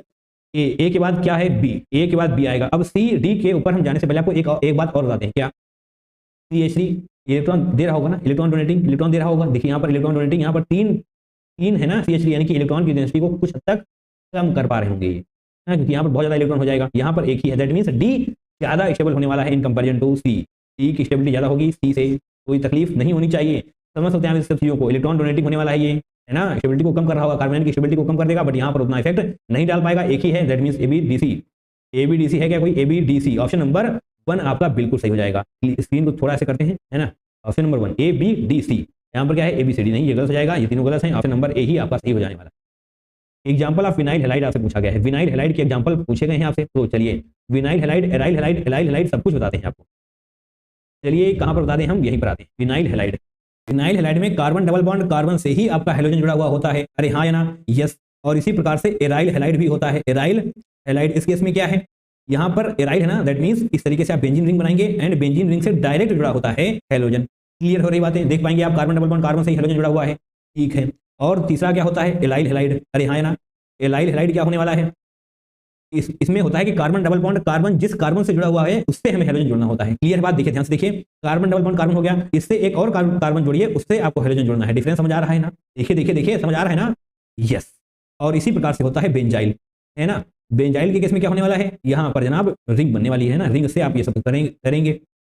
Ring बना दी हमने, डबल बॉन्ड लगा दिए, इससे आपको CH2 जोड़ना है, फिर X जोड़ना है। बताइए समस्या तो नहीं है इसमें, समझ आ रहा है ना। देखिए carbon double bond carbon directly halogen, then benzene से डायरेक्टली हैलोजन, बट यहाँ पर एक कार्बन बीच में और आ जाने वाला है। इसको नोट कर लीजिए, काफी बार ऐसे क्वेश्चन पूछे गए हैं, तो याद होना चाहिए आपको। आपसे पूछा गया है विनाइल, विनाइलिक हैलाइड, यानी कि देखिए कौन सा होने वाला है। पहली बात तो बेंजीन रिंग नहीं होनी चाहिए, दैट मींस ऑप्शन नंबर 3 नहीं होगा। क्लियर है बात, ये कौन सा हो जाएगा ऑप्शन नंबर 3, देखिए बताइए, एराइल हैलाइड ना, यस। आपसे पूछा गया है vinyl, that means carbon double bond carbon से डायरेक्टली हेलोजन जुड़ा हुआ होना चाहिए, कार्बन डबल बॉन्ड कार्बन से डायरेक्टली हेलोजन जुड़ा होना चाहिए, ऑप्शन नंबर 1 आपका सही हो जाएगा, है ना। 2 को देखिए यहाँ पर क्या है, कार्बन डबल बॉन्ड कार्बन है, उसके बाद CH2 है, X है, ये क्या हो जाने वाला है, बोलिए बोलिए, एलाइल ना, ये हो जाएगा एलाइल। हाँ या ना, क्योंकि बेंजीन नहीं है, एलाइल हो जाएगा। इसके बारे में बात कर लेते हैं, कार्बन डबल बॉन्ड कार्बन से, ओके, ये भी एलाइल ही हो जाने वाला है ना। क्लियर है, आपसे पूछा गया था vinyl, that means option number 1 आपका सही हो जाएगा। ये नोट कर लेना है आपको, जरूर से याद कर लेना है, छोटी चीज समझने की गलती मत करिएगा। Which among the following purification methods is based on the principle of solubility? अच्छा जी, तो यहाँ पर आपको 4 ऑप्शन दिए हुए हैं, आपसे पूछा गया है ऐसा कौन सा है जो प्रिंसिपल ऑफ सॉल्युबिलिटी पर डिपेंड करता है। चलिए कॉलम क्रोमेटोग्राफी को देखते हैं, sublimation, distillation and differential extraction. तो जनाब यही है जो डिपेंड करता है किस पर, सॉल्युबिलिटी पर, है ना। प्रिंसिपल ऑफ सॉल्युबिलिटी पर डिफरेंशियल एक्सट्रैक्शन ही डिपेंड कर रहा होता है, तो ये आपका ऑप्शन सही हो जाने वाला है। और इनको भी देख लेते हैं, कॉलम क्रोमेटोग्राफी स्टेशनरी फेज से जो अलग अलग मोहब्बत होती है ना, उस पर डिपेंड करता है। कैसे लिखेंगे हम शब्दों में, column chromatography based on their differing affinities to a stationary phase, अरे हाँ या ना, लिख देंगे हम यहाँ पर, based on their differing affinities to a stationary phase, right. तो column chromatography based on their differing affinities, जो स्टेशनरी फेज के साथ अलग अलग जो लगाव होता है ना, उसके ऊपर डिपेंड करती है। आप देखिए यहाँ पर समझ में नहीं आ रहा तो आपको वीडियो देखना पड़ेगा, वेरिफिकेशन ऑफ ऑर्गेनिक केमिस्ट्री, है ना। वेरिफिकेशन वाले वीडियो में हमने हर एक चीज को बहुत ही डिटेल तरीके से बताया हुआ है, वहां पर सब कुछ समझाया जाएगा, तो आपको समझने में आसानी रहने वाली है ना। ठीक है, तो इसकी बात कर लेते हैं हम सब्लिमेशन की। ये जनाब वोलेटिलिटी पर डिपेंड करता है, वोलेटिलिटी पर, सॉल्युबिलिटी पर नहीं। यहाँ पर हम क्या लिखने वाले हैं, वोलेटिलिटी पर डिपेंड करता है, राइट। सॉल्युबिलिटी मत कर दीजिएगा, सॉल्युबिलिटी लिख करके हम क्रॉस कर देंगे इसको, सॉल्युबिलिटी पर डिपेंड नहीं करता है। वोलेटिलिटी क्या होती है, कितनी जल्दी वो वोलेटाइल हो जाने वाला है, मतलब उड़ जाने वाला है ना। ठीक है, अब थर्ड वन को भी देख लेते हैं, क्या है, डिस्टिलेशन। ये सिंपल डिस्टिलेशन है, इसके लिए आपको बॉइलिंग पॉइंट डिफरेंस ज्यादा होना चाहिए, है ना। सिग्निफिकेंट बॉइलिंग पॉइंट डिफरेंस,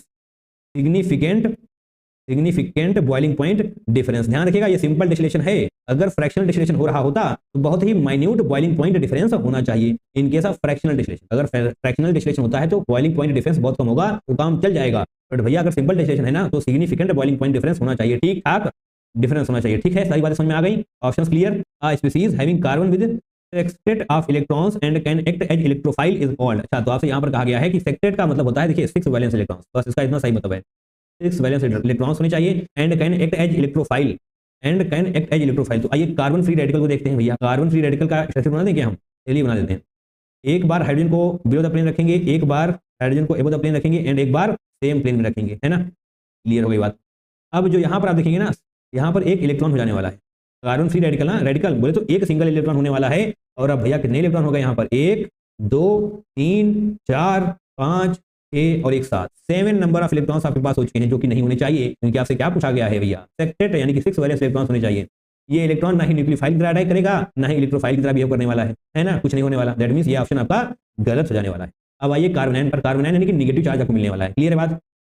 तो हाइड्रोजन को भी ऐसे बना लेते हैं, इस बार सिंपल सा बना लेंगे, है ना, बार बार ड्रॉ करने में तकलीफ होती है।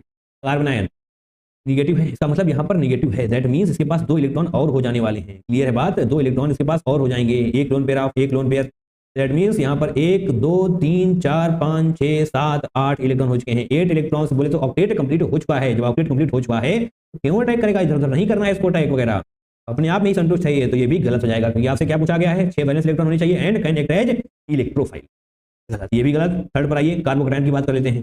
कार्बोकैटायन के केस में जनाब हो जाएगा, है ना, ये हाइड्रोजन ऐसे दिखा देते हैं हम, तीनों हाइड्रोजन यहाँ पर हो जाने वाले हैं। कार्बोकैटायन यानी कि यहाँ पर कोई भी इलेक्ट्रॉन अब नहीं मिलने वाला भैया, कोई इलेक्ट्रॉन नहीं है। अगर कोई इलेक्ट्रॉन नहीं है दैट मींस यहाँ पर 6 इलेक्ट्रॉन्स हो जाने वाले हैं, 1 2 3 4 5 और 6। क्लियर है बात, yes. And it can act as electrophile, क्योंकि इसको क्या चाहिए, इलेक्ट्रॉन चाहिए ना, इसको इलेक्ट्रॉन चाहिए, यानी कि इसको इलेक्ट्रॉन से मोहब्बत है, बोले तो इलेक्ट्रॉन लविंग है, यानी कि इलेक्ट्रोफाइल की तरह बिहेव करेगा। यस, इसको इलेक्ट्रॉन चाहिए, क्यों, क्योंकि भैया इसको भी तो ऑक्टेट कंप्लीट करना है ना यार, 8 इलेक्ट्रॉन्स इसको चाहिए, कहां से मिलेंगे, जब ये इलेक्ट्रोफाइल की तरह अटैक करेगा। दैट मींस ऑप्शन नंबर 3 आपका बिल्कुल सही हो जाने वाला है। आपको कुछ टेक्निक्स दी हुई हैं, लिस्ट 1 में आपके पास सारी टेक्निक्स हैं, एंड लिस्ट 2 में एप्लीकेशन है ना, तो आपको मैचिंग करनी है कि किस टेक्निक का कौन सा एप्लीकेशन होने वाला है।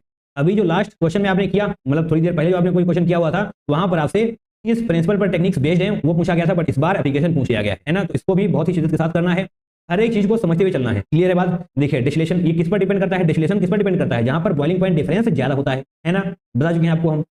तो बॉइलिंग पॉइंट डिफरेंस ज्यादा होता है, that means chloroform and aniline के केस में ऐसा होने वाला है कि इन दोनों का बॉइलिंग पॉइंट डिफरेंस ज्यादा होता है, दैट मींस डिस्टिलेशन यानी कि सिंपल डिस्टिलेशन की हेल्प से हम इसको अलग कर सकते हैं, एक भैया 4th हो जाएगा। क्लियर। फ्रैक्शनल डिस्टिलेशन हमने आपको अभी भी थोड़ी देर पहले ही एक्सप्लेन किया है, वो क्वेश्चन कहाँ गया, ये रहा जनाब। ये यहाँ पर फ्रैक्शनल डिस्टिलेशन भले ही ना हो, बट हमने आपको बताया था, आपको पता भी होना चाहिए। क्या बताया था हमने कि जब दोनों कंपाउंड्स के बीच में बॉइलिंग पॉइंट डिफरेंस ना के बराबर होता है, तब जाकर हम फ्रैक्शनल डिस्टिलेशन का यूज करते हैं, है ना। वहां पर आपको फ्रैक्शनेटिंग कॉलम भी देखने को मिलेगा जो एफिशिएंसी को बढ़ा देता है। क्लियर है बात? यस। इसका यूज कहां पर करते हैं? Preparation of crude oil. Crude oil को अलग करने के लिए हम फ्रैक्शनल डिस्टिलेशन का यूज कर रहे होते हैं। दैट मींस बी का थर्ड हो जाएगा, है ना। स्टीम डिस्टिलेशन यहाँ पर क्या है? स्टीम डिस्टिलेशन मतलब ये वहां पर यूज किया जाता है जहां पर कंपाउंड्स डिकम्पोज हो जाते हैं हायर टेम्परेचर पर। आप ऐसे लिख सकते हैं कि steam distillation used for those compounds which decompose at higher temperature and are insoluble in water, है ना। इनसॉल्युबल होते हैं वाटर में। तो अगर हम लिखना चाहें तो आप लिख सकते हैं उन कंपाउंड्स के लिए यूज किया जाता है जो डिकम्पोज हो जाते हैं एट हायर टेम्परेचर, है ना। एट हाई टेम्परेचर हम लिखेंगे, at high temperature and are insoluble in water. And तो थोड़ा सा रफ करते हैं, है ना। ये छोटे छोटे नोट्स अगर आप बनाते चलेंगे तो बढ़िया रहने वाला है। एंड एक क्या हो रहा है, स्क्रीन क्यों नहीं चल रही सही से? जस्ट सेकंड, इसको एक बार रख किया जाएगा एंड यस, इस बार चलनी चाहिए। Decompose eight high temperature and insoluble in water, है ना। इस प्रकार से आप लिख देंगे। क्लियर है? तो बताइए वाटर में इनसॉल्युबल कौन होता है भैया? एनिलीन दिखाई दिया आपको? यस, एनिलीन वाटर में इनसॉल्युबल होता है। तो सी का क्या हो जाएगा? सेकंड वाला हो जाएगा, है ना। थर्ड पर आइए, सॉरी डी पर आइए, डिस्टिलेशन अंडर रिड्यूस्ड प्रेशर। तो रिड्यूस्ड प्रेशर यानी कि प्रेशर में रिड्यूस क्यों किया? क्योंकि बॉइलिंग पॉइंट बहुत ज्यादा होता है तो डिकम्पोजिशन ना हो, इसलिए ही हम इसका यूज करते हैं। तो जनाब जहां पर बॉइलिंग पॉइंट बहुत ज्यादा होगा, डिकम्पोजिशन को रोकने के लिए ही हम डिस्टिलेशन अंडर रिड्यूस्ड प्रेशर का यूज कर रहे होते हैं। तो जनाब ये हो जाने वाला सही, preparation of glycerol from spent life, है ना। तो डी का हो जाएगा फर्स्ट। ये सारी बातें आपको रटी हुई होनी चाहिए। प्यूरिफिकेशन वीडियो को देखिए, एक एक टर्म आपको वहां पर नजर आने वाला है। आई रिपीट, एक एक टर्म आपको नजर आने वाला है ना। तो 4 3 2 1 वाला कोई ऑप्शन होना चाहिए। 4 3 2 1, दैट मींस ऑप्शन नंबर 2 आपका बिल्कुल सही हो जाएगा। लिस्ट 1 लिस्ट 2 आपको दी गई है। एक तरफ है मैकेनिज्म स्टेप्स, दूसरी तरफ है इफेक्ट। तो आपको इनकी मैचिंग करनी है, right. Plus R plus E minus E, यानी कि electromagnetic effect and resonance effect के बारे में आपसे पूछा गया है। तो आप सभी को पता है कि अगर बाहर से कुछ इलेक्ट्रॉन का आना जाना हो रहा है तो वो होने वाला है रेजोनेंस इफेक्ट, ऑब्वियसली। अगर विद इन द मॉलिक्यूल हो रहा है तो वो होने वाला है इलेक्ट्रोमैग्नेटिक इफेक्ट, राइट। चलिए थोड़ा कुछ समझ में आया, बाकी यहाँ पर देखते हैं ए का क्या होने वाला है। ऑब्वियसली आप देख पाएंगे कि इलेक्ट्रॉन बाहर से आ रहे हैं, इलेक्ट्रॉन बाहर से आ रहे हैं विद इन द मॉलिक्यूल, तो इसमें हो रहा है बी एंड सी में इलेक्ट्रॉन बाहर से आ रहे हैं। दैट मीन्स प्लस आर हो जाने वाला है। तो समझ में आया? नहीं आया? दोबारा से सुनिए। इलेक्ट्रॉन का अगर बाहर से आना या जाना हो रहा है बाहर से, तो रेजोनेंस इफेक्ट होने वाला है, राइट। और प्लस आर के केस में NH2 group, that means electron donating group है। Plus R electron donating group है NH2, इस वजह से होने वाला है प्लस आर। अगर इलेक्ट्रॉन विड्रॉइंग ग्रुप होता तो माइनस आर होता, वो आपको डी में देखने को नजर आ जाएगा, राइट। डी में देखिए NO2 क्या होता है? इलेक्ट्रॉन विड्रॉइंग, इलेक्ट्रॉन खींचेगा, इलेक्ट्रॉन खींचा है। ऑब्वियसली आप इनको एरोस को देख पाएंगे, इलेक्ट्रॉन को अपनी तरफ खींचने की कोशिश कर रहा है, दैट मीन्स ये हो जाने वाला है माइनस आर। सिंपल है। तो आर इफेक्ट को आपने मार्क कर लिया है। अब बारी है जनाब प्लस ई एंड माइनस ई की, यानी कि इलेक्ट्रोमैग्नेटिक इफेक्ट। अगर आप सभी को इलेक्ट्रोमैग्नेटिक इफेक्ट के बारे में नहीं पता है तो थर्ड क्वेश्चन की तरफ हम आएंगे। एंड थर्ड क्वेश्चन के बारे में आप देखिए यहाँ पर, electromagnetic effect dominates over inductive effect, the electromagnetic effect is temporary effect. तो बेशक यहाँ पर इलेक्ट्रोमैग्नेटिक इफेक्ट के बारे में आपसे पूरी जानकारी पूछी गई है। अगर आपको इलेक्ट्रोमैग्नेटिक इफेक्ट नहीं आता है तो इस क्वेश्चन को आप क्रैक नहीं कर पाएंगे। अगर आप इस क्वेश्चन को क्रैक नहीं कर पाएंगे तो इस वाले क्वेश्चन को भी आप परफेक्ट तरीके से क्रैक नहीं कर पाएंगे। तो पीवाईक्यूज कितने इंपॉर्टेंट होते हैं ये आपको समझ में यहाँ से आना चाहिए। इस क्वेश्चन पर हम वापस आएं, इससे पहले हम थर्ड क्वेश्चन पर आते हैं। तीसरा क्वेश्चन हम करा दें ताकि आपके लिए थोड़ी सी आसानी हो जाए। क्वेश्चन नंबर 3 को देखिए, which among the following is incorrect statement. क्या है ये? इनकरेक्ट आपसे पूछा गया है। चलिए कौन सा भैया इनकरेक्ट हो जाएगा? Electromagnetic effect dominates over inductive effect, तो बिल्कुल सही स्टेटमेंट है। ये स्टेटमेंट सही है बट आपका आंसर सही नहीं होने वाला, राइट, क्योंकि इनकरेक्ट आपसे पूछा गया है। देखिए electromagnetic effect dominates over inductive effect, बिल्कुल सही। इलेक्ट्रोमैग्नेटिक इफेक्ट डोमिनेट करता है इंडक्टिव इफेक्ट पर अगर दोनों साइमल्टेनियसली प्रेजेंट हैं तो। सही है, सिंपल है। अगर एक प्रेजेंट ही नहीं होगा तो डोमिनेशन कहाँ से हो जाएगा? अगर दोनों प्रेजेंट है तो डेफिनेटली इलेक्ट्रोमैग्नेटिक इफेक्ट डोमिनेट करता है इंडक्टिव इफेक्ट पे, ये आप याद कर लीजिए। सही है। सेकंड को देखिए, the electromagnetic effect is temporary effect, बिल्कुल सही जनाब। इलेक्ट्रोमैग्नेटिक इफेक्ट टेम्परेरी इफेक्ट होता है, परमानेंट नहीं होता है। क्यों? क्योंकि electromagnetic effect in presence of reagent, अगर रिएजेंट है तो आपको यहाँ पर लिख देते हैं electromagnetic effect in presence of reagent only, in presence of reagent only. अगर रिएजेंट प्रेजेंट है, अगर रिएजेंट प्रेजेंट है तभी जनाब इलेक्ट्रोमैग्नेटिक इफेक्ट आपको नजर आएगा। अगर रिएजेंट एब्सेंट है, रिएजेंट प्रेजेंट नहीं है, तो आपको वो इलेक्ट्रोमैग्नेटिक इफेक्ट नजर नहीं आने वाला। दैट मीन्स वो टेम्परेरी इफेक्ट है, जो कि सिर्फ और सिर्फ रिएजेंट की प्रेजेंस में ही आपको नजर आएगा। तो स्टेटमेंट तो बिल्कुल सही है, कोई गलती यहाँ पर है नहीं। थर्ड को देखिए, hydrogen ion that is H positive shows negative electromagnetic effect. Negative electromagnetic effect and positive electromagnetic effect के बारे में भी आप देख लें, या फिर सबसे पहले हम इलेक्ट्रोमैग्नेटिक इफेक्ट को एक बार आपको डेफिनेशन वाइज समझा दें तो ज़्यादा बेहतर होगा। Electromagnetic effect, electromagnetic effect, that's it. क्या होता है? देखिए अगर आप लैंग्वेज से समझना चाहें समझिए, या फिर जो हम बोल रहे हैं उसको सुनिए। The transfer of electrons within molecule, transfer of electrons within the molecule in presence of an attacking reagent is called electromeric effect. क्या समझ में आया? देखिए यहाँ पर लिखते हैं द ट्रांसफर ऑफ इलेक्ट्रॉन्स, मैंने आपसे पहले ही कहा है अगर with in the molecule electrons का ट्रांसफर हो रहा है इन presence of reagent attacking reagent तो डेफिनेटली वो इलेक्ट्रोमेरिक इफेक्ट होने वाला है। ट्रांसफर ऑफ इलेक्ट्रॉन्स अगर आपको नहीं आता है तो जनाब शॉर्ट नोट कॉपी उठाइए, इसको नोट करिए, सिर्फ सुनना नहीं है, नोट भी करते जाना है, right. Transfer of electrons within the molecule in presence of attacking reagent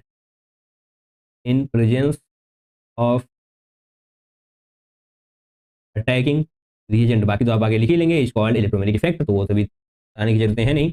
electromeric effect अब इसमें भी दो पार्ट होते हैं, ई प्लस ई माइनस, यानी कि positive electromeric effect and negative electromeric effect, जो आपको यहाँ पर दिखाई दे रहा है।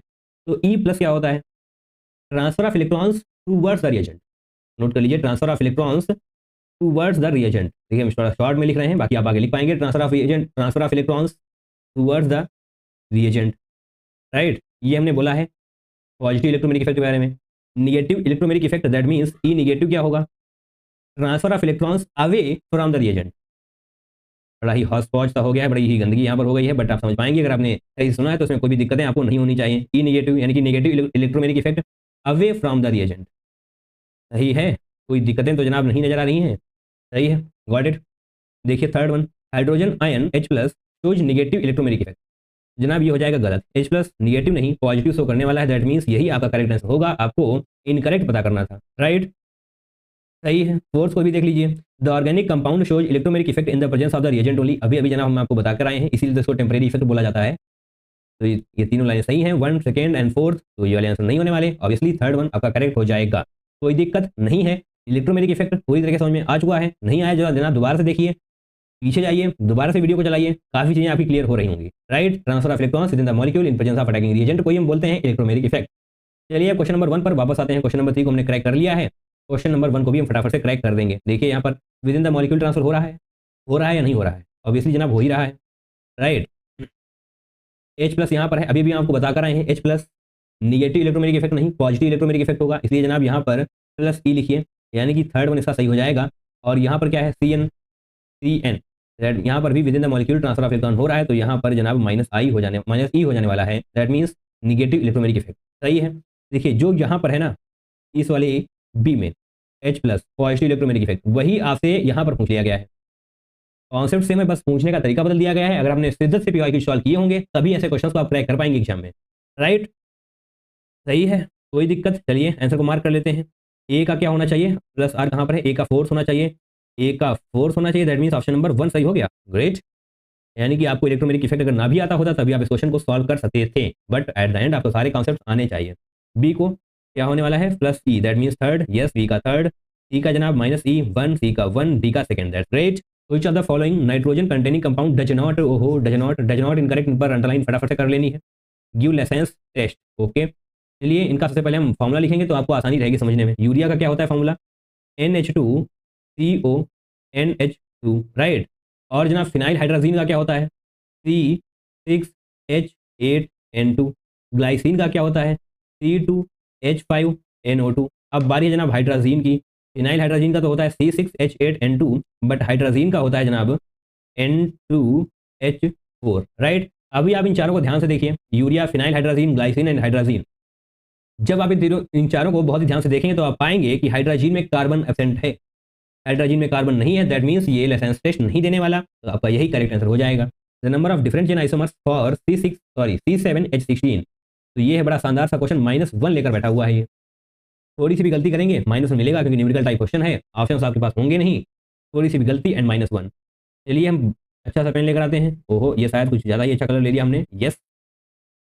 चलिए अच्छा सा कलर है तो अच्छा सा क्वेश्चन भी है, इसको हम ड्रॉ करते हैं। पहली बार तो हम नॉर्मल चेन ड्रॉ करने वाले हैं। C7H16 यानी कि 7 कार्बन होने चाहिए, 2 3 4 5 6 7, 7 कार्बन हो गए। क्या 16 H ड्रॉ हो चुके हैं? यस।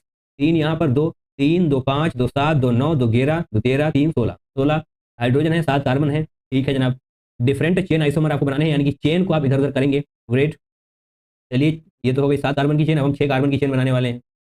2 3 4 5 6, 6 कार्बन की चेन हो गई जनाब, 7वां कार्बन यहाँ पर हो जाएगा, ग्रेट, बड़ी अच्छी बात है। और 6 कार्बन की चेन एक बार फिर से बनाते हैं, 1 2 3 4 5 6, तो 7वां कार्बन कहाँ पर लगाएंगे, हम यहाँ पर लगाएंगे। सही है। अब जनाब अगर आप सोच रहे हैं कि ये वाला कार्बन अब यहाँ पर ले आएंगे तो कुछ भी फर्क नहीं पड़ने वाला, राइट। ओके, क्या 7 कार्बन यहाँ पर हो जाएंगे, 6, 1 2 3 4 5 6, ये सही है, राइट। तो 7 कार्बन की चेन बना ली हमने। अब हम 5 कार्बन की तरफ जाएंगे क्योंकि चेन आइसोमर्स बनाने हैं हमको, तो चेन को ही हम इधर उधर करेंगे, बाकी चीज़ें हमको सॉल्व होते हुए मिल जाएंगी। 5 कार्बन बनाएंगे हम, 2 3 4 5। तो 5 कार्बन यहाँ पर हो गए। अब बचे हैं 2 कार्बन, कैसे लगाएंगे। ओके, दोनों कार्बन यहीं पे लगा दो, बढ़िया है, कोई दिक्कत नहीं। 5वां आइए, सॉरी 1 2 3 4 5, यस 3 4 5, 5 कार्बन एक बार फिर से हो गए, 6 और 7, यानी कि एक यहाँ पर लगाइए, एक यहाँ पर लगाइए, ग्रेट।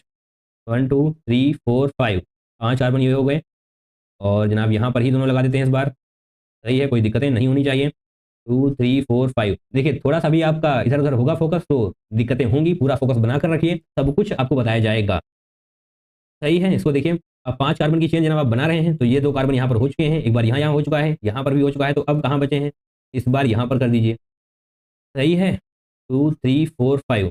तो अब जनाब 2 कार्बन लगाने हैं, तो जो 2 कार्बन आपको लगाने हैं तो आप यहाँ पर इस तरीके से लगा सकते हैं, राइट। मिथाइल, अभी तक आप मिथाइल का एडिशन कर रहे थे, अब इथाइल का एडिशन कर लीजिए।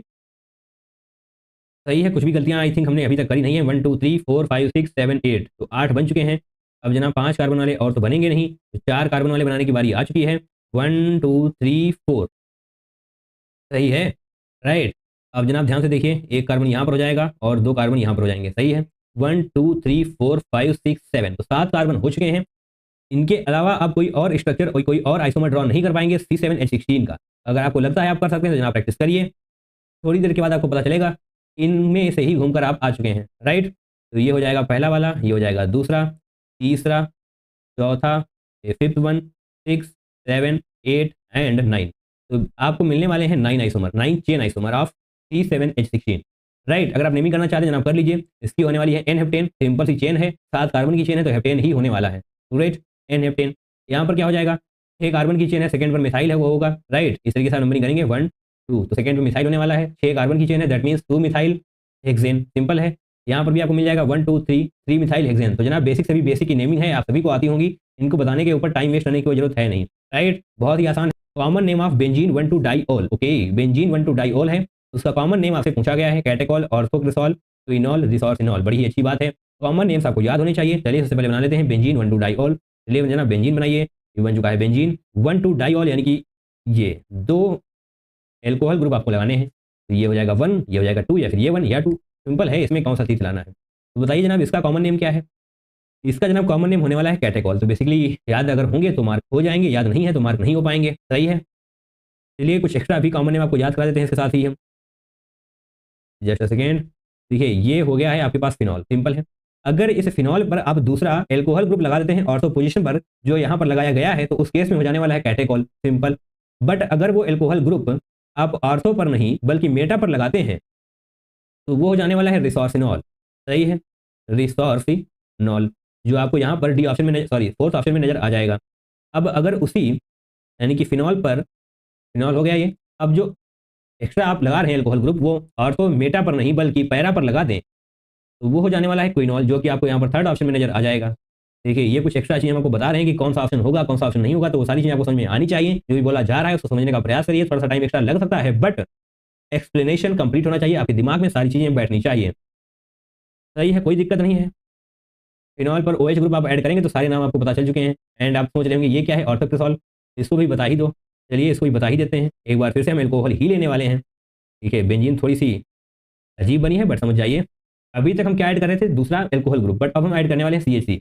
अगर ऑर्थो पोजीशन पर अगर आपने CH3 लगाया तो वो हो जाने वाला है ऑर्थोक्रिसॉल, अगर मेटा पोजीशन पर CH3 लगाएंगे तो वो हो जाएगा मेटाक्रिसॉल, एंड अगर पैरा पोजीशन पर CH3 लगाएंगे तो वो हो जाएगा पैराक्रिसॉल। तो कई सारे कॉमन नेम हमने आपको खुद ही याद करा दिए हैं, बाकी आप कुछ और याद कर लीजिएगा, काफी फायदा आपको हो जाने वाला है। क्या है, मैचिंग करनी है हमको, पेयर ऑफ कंपाउंड्स दिए हुए हैं एंड आइसोमेरिज्म बताना है हमको, तो यानी कि यहाँ पर आपको कंपाउंड्स दिए हुए हैं उनका आइसोमर बताना है। तो फटाफट से हम इसके स्ट्रक्चर्स को ड्रॉ करते हैं जिससे कि आसानी रहने वाली है। एन प्रोपेनॉल एंड क्या है, आइसोप्रोपेनॉल। एन का मतलब होता है जनाब सिंपल सी चेन, बहुत ज़्यादा परेशान नहीं होना है। एन प्रोपेनॉल, चलिए यहाँ पर स्पेस है तो फायदा उठाते हैं। प्रोपेनॉल बोले तो 3 carbon, propane 1 all, okay, 3 carbon की चेन बनाइए, 1 2 3, 3 कार्बन हो गए, 1 ऑल यानी कि फर्स्ट पोजीशन पर OH ग्रुप लगाना है, yes that's it. 1 carbon, 2 carbon, 3 carbon, first carbon पे है जनाब एल्कोहल ग्रुप, तो ये हो गया एन प्रोपेन 1 ऑल। ऐसा भी लिखा हो सकता था, एन प्रोपेनॉल भी लिखा हुआ है, तब भी कोई दिक्कत नहीं होनी चाहिए। अब क्या है, आइसोप्रोपेनॉल, आइसो, आइसो का मतलब जनाब क्या होता है, 3 कार्बन होने चाहिए इस तरीके से, आइसो ये हो जाएगा। ठीक, अब जगह नहीं है ऊपर, इसको सही से बनाते हैं। 3 कार्बन बना लेने हैं इस तरीके से। आइसो का मतलब जनाब ये होता है, राइट, इस तरीके से। ये हो जाने वाला है आइसोप्रोपेनॉल, ये हो गया है एन प्रोपेनॉल। ग्रेट। तो इनमें आपको पता होना चाहिए कि कौन से आइसोमर हैं। जब आप इनको पता करेंगे तो मॉलिक्यूलर फार्मूला आपको सेम मिलने वाला है, मॉलिक्यूलर स्ट्रक्चर डिफरेंट है। जब आप ध्यान से देखेंगे तो आपको पता चलेगा कि ग्रुप तो सेम है, फंक्शनल ग्रुप सेम है, दैट इज OH यानी कि alcohol group. Functional group same है बट पोजीशन डिफरेंट है, तो ये क्या हो जाएगा, ये हो जाएगा जनाब पोजिशनल आइसोमर। दोबारा से रिपीट करते हैं, परेशान बिल्कुल नहीं होना है, positional isomer, right. Molecular formula same है तो ऑब्वियसली आइसोमर तो होने ही वाला है, बट एल्कोहल ग्रुप भी सेम है, फंक्शनल ग्रुप सेम है बट डिफरेंट पोजीशन पर है, तो ये हो जाने वाला है पोजिशनल आइसोमर। ग्रेट, आगे बढ़िए, अभी हम मार्क कर लेंगे, परेशान बिल्कुल नहीं होना है, या फिर हम कर लेते हैं। ए का हो जाएगा third one, great, third. Second methoxy propane and ethoxy ethane, तो चलिए आप इसका भी स्ट्रक्चर हम ड्रॉ करते हैं, पेन चेंज करेंगे। पहली बात तो स्ट्रक्चर ड्रॉ करने आपको आने चाहिए, राइट। मिथॉक्सी प्रोपेन, तो जनाब यहाँ पर ऑक्सीजन बनाएंगे, इस तरफ जनाब मिथॉक्सी जाएगा, प्रोपेन 1 2 3, 3 कार्बन की चेन हो गई, ये हो गया मिथॉक्सी प्रोपेन, सही है, मिथॉक्सी प्रोपेन। इथॉक्सी इथेन, तो यानी कि दोनों तरफ दो दो कार्बन की चेन होने वाली है, मिथॉक्सी प्रोपेन इथॉक्सी प्रोपेन, सही है। ये जनाब कौन सा हो जाएगा, ऐसे करते हैं हम। अभी आपको समझ में आना चाहिए, ये हो जाएगा मेटामेरिज्म, मेटामेरिज्म हो जाएगा, तो यहाँ पर हम इसको ऐसे लिखते हैं मेटामेरिज्म। ग्रेट, क्या है, methoxy propane and ethoxy ethane, ये दोनों मेटामर्स हैं आपस में, तो ऐसे हैं, ये आपको समझ में आना चाहिए। मेटामर्स में क्या होता है, ऑक्सीजन के दोनों तरफ कार्बन की चेन झमाझम चलने वाली है, राइट, ऐसे ही है, ऐसा कुछ हमने पढ़ा होगा। यस, दोनों तरफ कार्बन की चेन झमाझम चल रही है, मॉलिक्यूलर फार्मूला भी सेम है, तो ऑब्वियसली ये मेटामेरिज्म शो करने वाले हैं। दैट मीन्स ई का हो जाएगा फर्स्ट, प्रोपेनॉन एंड प्रोपेनल। ध्यान से वर्ड्स पर फोकस करते हुए चलना है, बिल्कुल दिक्कतें नहीं होनी चाहिए। प्रोपेनॉन, ONE लिखा हुआ है जनाब यहाँ पर, प्रोपेनल अल, ONE का मतलब होता है कीटोन ग्रुप, AL का मतलब होता है एल्डिहाइड ग्रुप। तो सारी चीजें क्रिस्टल क्लियर होते हुए चलें तो ज्यादा बेहतर रहेगा, कंफ्यूज अगर हो जाएंगे तो दिक्कतें बढ़ जाएंगी। प्रोपेनॉन बोले तो 3 कार्बन, प्रोपेन 1 2 3, 3 कार्बन, ONE यानी कि जनाब यहाँ पर हो जाएगा कीटोन ग्रुप, ये हो जाएगा आपका ketone group, that's great. Propanal, तो प्रोपेनल तो पहले तो जनाब बनाइए 3 कार्बन, 1 अल, कोई दिक्कत, 1 अल बोले तो एल्डिहाइड, तो एल्डिहाइड ग्रुप कैसे लगेंगे आप, यहाँ पर सी बना लीजिए, बाकी आपको पता तो था ही कि यहाँ पर सी है, इस तरीके से ये हो जाने वाला है aldehyde group. 1 carbon, second carbon, third carbon, first carbon, second carbon, third carbon, great, कोई दिक्कत नहीं होनी चाहिए। ये है कीटोनिक ग्रुप, ये है sorry aldehyde group. Functional group different है तो हो जाने वाला है फंक्शनल आइसोमर। ये सारी चीजें पता है तो अच्छी बात है, नहीं पता है जनाब रिवाइज करिए, क्योंकि छोड़ना बिल्कुल भी नहीं है। Ketonic group, aldehyde group, molecular formula same है, आप कैलकुलेट करके देख पाएंगे। फंक्शनल ग्रुप डिफरेंट है तो जनाब ये हो जाने वाला है फंक्शनल आइसोमेरिज्म। सी का फोर्थ, ग्रेट, सी का फोर्थ। ए का जनाब थर्ड हो चुका है, बी का फर्स्ट हो चुका है, सी का फोर्थ हो चुका है, तो बी डी वाला भी आप पता कर ही लेंगे। बाकी आप यहाँ पर देखिए नियो पेंटेन, यानी कि पेंटेन बोले तो 5 कार्बन की चेन बनने वाली है, 5 कार्बन की चेन बनने वाली है, नियो के पोजीशन में बनेगी। तो नियो की पोजीशन जनाब इस तरीके से होती है, नियो पेंटेन, राइट, ये हो जाने वाली है नियो पेंटेन। 5 कार्बन, अगर आपको विश्वास नहीं है कैलकुलेट करके देखिए, 1 2 3 4 5 6 6 बना दिए, कैलकुलेट करके नहीं देखना था, देखना था ताकि आप सही से बना पाएं, राइट, गलतियां नहीं होनी चाहिए। 1 2 3 4 5, तो 5 कार्बन ये हो जाएगा सही। नियो पेंटेन, आपको 5 कार्बन चाहिए यार। आइसोपेंटेन, आइसोपेंटेन का जनाब क्या होता है, ऐसा स्ट्रक्चर होता है, वाई टाइप स्ट्रक्चर होता है आइसोपेंटेन का। 1 2 3 4 5, तो ये स्ट्रक्चर हो जाने वाला है आइसोपेंटेन का। अब जनाब इसको नंबरिंग करिए, 1 2 3, किसी भी तरीके से नंबरिंग कर लीजिए, 3 कार्बन की ही आपको लॉन्गेस्ट चेन मिलने वाली है, चाहे आप इस तरीके से करिए या फिर इस तरीके से करिए, कैसे भी करिए। बट यहाँ पर देखिए 1 2 3 एंड 4, ये जो हमने बोला ये लिखा क्यों नहीं स्क्रीन पर, चलिए दोबारा से लिख लेते हैं, 1 2 3 एंड 4, राइट। तो यहाँ पर है 3 कार्बन की चेन, यहाँ पर है 4 कार्बन की चेन, आपको पता होना चाहिए। अगर चेन डिफरेंट है तो चेन आइसोमेरिज्म, सिंपल है। 3 कार्बन की चेन यहाँ पर हो गई, 4 कार्बन की चेन यहाँ पर हो गई, चेन डिफरेंट है तो जनाब हो जाने वाला है चेन आइसोमेरिज्म, दैट मीन्स यहाँ पर हो जाएगा सेकेंड वन। पूरी शिद्दत के साथ आपने समझा है अगर, तो कोई भी दिक्कतें नहीं होने वाली। ए का third, that means option number 1 तो होगा नहीं, ऑप्शन नंबर 3 भी नहीं होगा। बी का हो जाने वाला है फर्स्ट, बी का फर्स्ट यहाँ पर भी है। सी का fourth, that means option number 4 is going to be the correct one. अगर दोबारा से देखना है देखिए, बहुत ही अच्छा क्वेश्चन है, सारी चीजें पूछी गई हैं, आइसोमेरिज्म के बारे में आपको अच्छी सी जानकारी होनी चाहिए, तभी ऐसे क्वेश्चन क्रैक होने वाले हैं। Using the given figure the ratio of RF values of sample A and sample C is, तो आपसे बेशक पूछा गया है यहाँ पर रेशियो ऑफ RF वैल्यूज, यानी कि retardation factor of sample A and sample C का रेशियो आपसे पूछा गया है। तो जनाब अगर आपने रिटार्डेशन फैक्टर का फॉर्मूला पढ़ा है तो ये क्वेश्चन बहुत ही आसान होने वाला है आपके लिए, अगर नहीं पढ़ा है तो दिक्कतें हैं। रिटार्डेशन फैक्टर का फॉर्मूला क्या होता है, distance moved by the sample, जो कि आपको यहाँ पर लिखा हुआ है, distance moved by the sample, यानी कि मिक्सचर जो भी आपको दिया जाए फ्रॉम द बेस लाइन से जितना भी ऊपर जाएगा वो आपको यहाँ पर लिखना है। ग्रेट। एंड नीचे आपको लिखना है distance moved by the solvent front from the base line, जो आपको यहाँ पर लिखा हुआ है। तो फटाफट से हम वैल्यूज पुट करेंगे, बाकी आपको फॉर्मूला चलिए लिख देते हैं। Distance moved by the sample from the base line. देखिए जो भी डिस्टेंस होगी वो बेस लाइन से ही होने वाली है, राइट। और चलिए नीचे भी लिख देते हैं distance moved by the solvent front, right, solvent front from the base line, right. अब इतना भी लिख सकते हैं। चलिए फटाफट से हम वैल्यूज को पुट करेंगे एंड इस वाले क्वेश्चन को हम सॉल्व करने वाले हैं। तो retardation factor of A, right, जनाब सैंपल ए का आप निकालेंगे, सैंपल सी का निकालेंगे, तभी तो रेशियो निकाल पाएंगे। रिटार्डेशन फैक्टर ऑफ ए, तो ऊपर क्या लिखना पड़ेगा, आप ध्यान से देखिए बहुत ही फोकस के साथ। क्या है जनाब, इसकी देखिए पूरी डिस्टेंस थी, कितनी थी, पूरी डिस्टेंस क्या थी, कोई जरूरत नहीं पता करने की। बेस लाइन जनाब 0 पर है, सही है, बड़ी ही अच्छी बात है, बेस लाइन 0 पर है। सैंपल ए कितना ऊपर गया है, बेस लाइन 0 पर है, सैंपल ए कितना गया है 5 सेंटीमीटर, ग्रेट, 5 सेंटीमीटर। जनाब आपको समझ में आना चाहिए ये वाली डिस्टेंस कितनी है, 5 सेंटीमीटर है। आपको यहाँ पर लिखा हुआ है 5, यहाँ पर लिखा हुआ है 0, तो ऑब्वियसली इसकी डिस्टेंस 5 सेंटीमीटर ही है। सॉल्वेंट फ्रंट की हाइट कितनी है, सॉल्वेंट फ्रंट जनाब गया हुआ है यहाँ से यहाँ तक, दैट मीन्स 12.5 सेंटीमीटर, 12.5 सेंटीमीटर, कोई दिक्कत नहीं है, बड़ी अच्छी बात है। रिटार्डेशन फैक्टर वैल्यू ऑफ सी जनाब कहाँ पर गया है, सैंपल बी, ये रहा सैंपल सी, यानी कि 0 से 10 तक गया है, तो ऊपर आप 10 लिखेंगे, बहुत ही अच्छी बात है। और यहाँ पर भी सॉल्वेंट फ्रंट 12.5 ही होने वाला है जनाब। ये हो चुकी है retardation factor of A, retardation factor of C. आपको रेशियो के साथ निकालना है, बड़ी ध्यान से देखना है, ऊपर हमको ए का रखना है, नीचे हमको सी का रखना है। तो ए की वैल्यू क्या है, देखिए आर एफ ए लिख लेते हैं हम, आर एफ सी लिख लेते हैं, 5/12.5 रखेंगे, 5/12.5 रखेंगे। इसको जब आप नीचे रखेंगे इसके, तो ये रिवर्स हो जाने वाला है, राइट। मैथमेटिक्स के स्टूडेंट हैं, इन चीज़ों को एक्सप्लेन करना नहीं चाहिए बट फिर भी कर रहे हैं, राइट। इसको आप हटाएंगे तो 1/2 आने वाला है, 1/2। अब आपको आंसर कैसे पूछा गया है, 10 टू द पावर -2 के फॉर्मेट में, 10 टू द पावर -2 के फॉर्मेट में, यानी कि ये हो जाने वाला है 0.5 ऐसे होगा। 0.5 को आप 50 इंटू 10 टू द पावर -2 भी लिख सकते हैं, ग्रेट। तो खाली जगह में आपको 50 लिखना था, खाली जगह नहीं, यहाँ पर x लिखा हुआ है, that means value of x is 50। ऐसा लगा ये क्वेश्चन, बढ़िया है। चलिए फिलहाल के लिए स्टेटमेंट ए को देखते हैं, यहाँ पर पता करना है correct, okay that's good. Incorrect भी देखना है आपको, right. A, glycerol is purified by vacuum distillation because it decomposes at its normal boiling point. जनाब ये स्टेटमेंट बिल्कुल सही है, कोई दिक्कत नहीं है। Glycerol is purified by vacuum distillation बिल्कुल सही है। एंड जनाब इसका टेम्परेचर जब आप पता करेंगे तो होता है 563 केल्विन, सही है, 563 केल्विन होता है, बट आप इसको 453 केल्विन पर भी डिकम्पोज कर सकते हैं प्रॉपर डिस्टिलेशन के साथ, कर सकते हैं, राइट। 453 केल्विन। और इसका जनाब प्रेशर जो चाहिए होता है इस कंडीशन में 453 केल्विन होना चाहिए एंड 12 mm ऑफ Hg का प्रेशर होना चाहिए, राइट। ये कुछ एक्स्ट्रा इन्फॉर्मेशन है, आपको पता होगी तो अच्छी है, अच्छी बात है जनाब, राइट। अब स्टेटमेंट ए तो जनाब बिल्कुल सही होने वाला है। Glycerol is purified by vacuum distillation, बिल्कुल सही, because it decomposes at its normal boiling point, great, सही है। आगे बढ़िए, बी को देखिए, aniline can be purified by steam distillation as aniline is miscible in water, miscible नहीं जनाब, इमिसिबल होता है। ये लाइन हमने आपको बताई हुई है।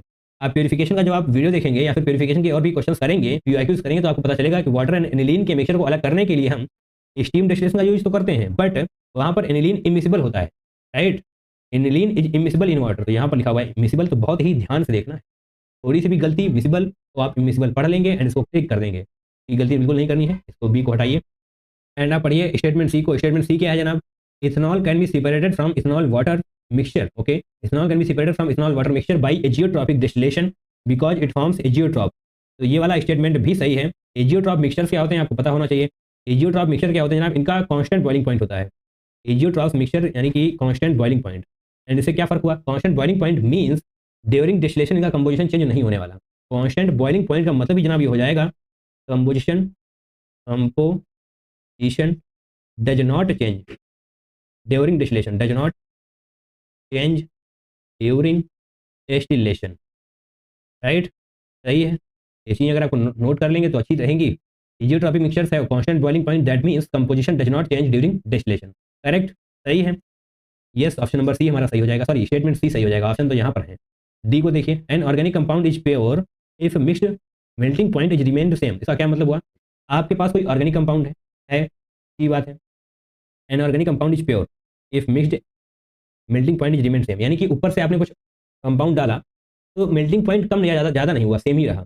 तो आपको पता होगा, आपने सॉल्यूशन चैप्टर में पढ़ा है, अगर आपके पास कोई सॉल्वेंट है उसमें अगर आपने कोई इंप्योरिटी डाली है तो मेल्टिंग पॉइंट कम हो जाता है, राइट, मेल्टिंग पॉइंट कम हो जाता है। बट यहाँ पर क्या लिखा हुआ है, melting point is remain same. अगर मेल्टिंग पॉइंट सेम रहा है ऐड करने के बाद भी, दैट मीन्स आपने प्योर सॉल्वेंट ऐड किया है।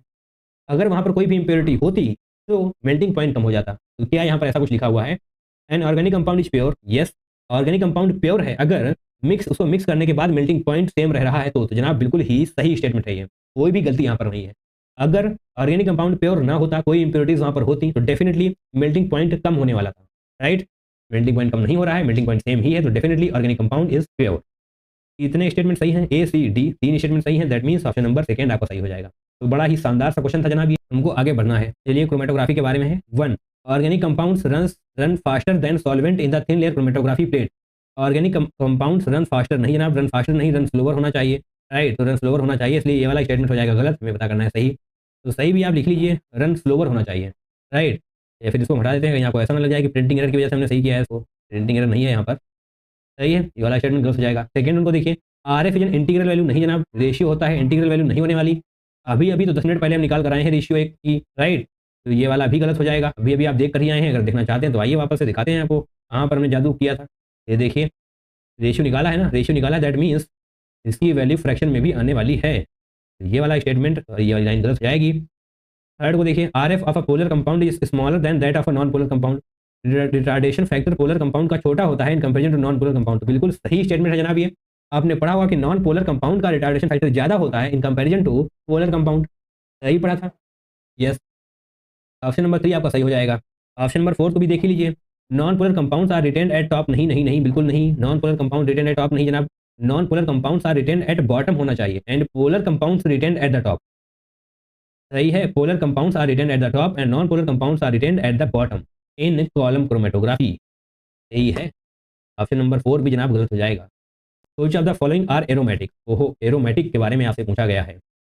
कंडीशन क्या होती है, साइक्लिक कंजुगेशन प्लेनर, बता चुके हैं, एक बार फिर से रिवाइज करा देते हैं। साइक्लिक कंजुगेशन प्लेनर, अगर ये तीनों चीजें सेटिस्फाई कर रही हैं तभी आगे आना है हमको, तभी एरोमेटिक एंटी एरोमेटिक पता चलेगा। एरोमेटिक के केस में 2 pi electrons, 6 pi electrons, 10 pi electrons होने चाहिए, सही है।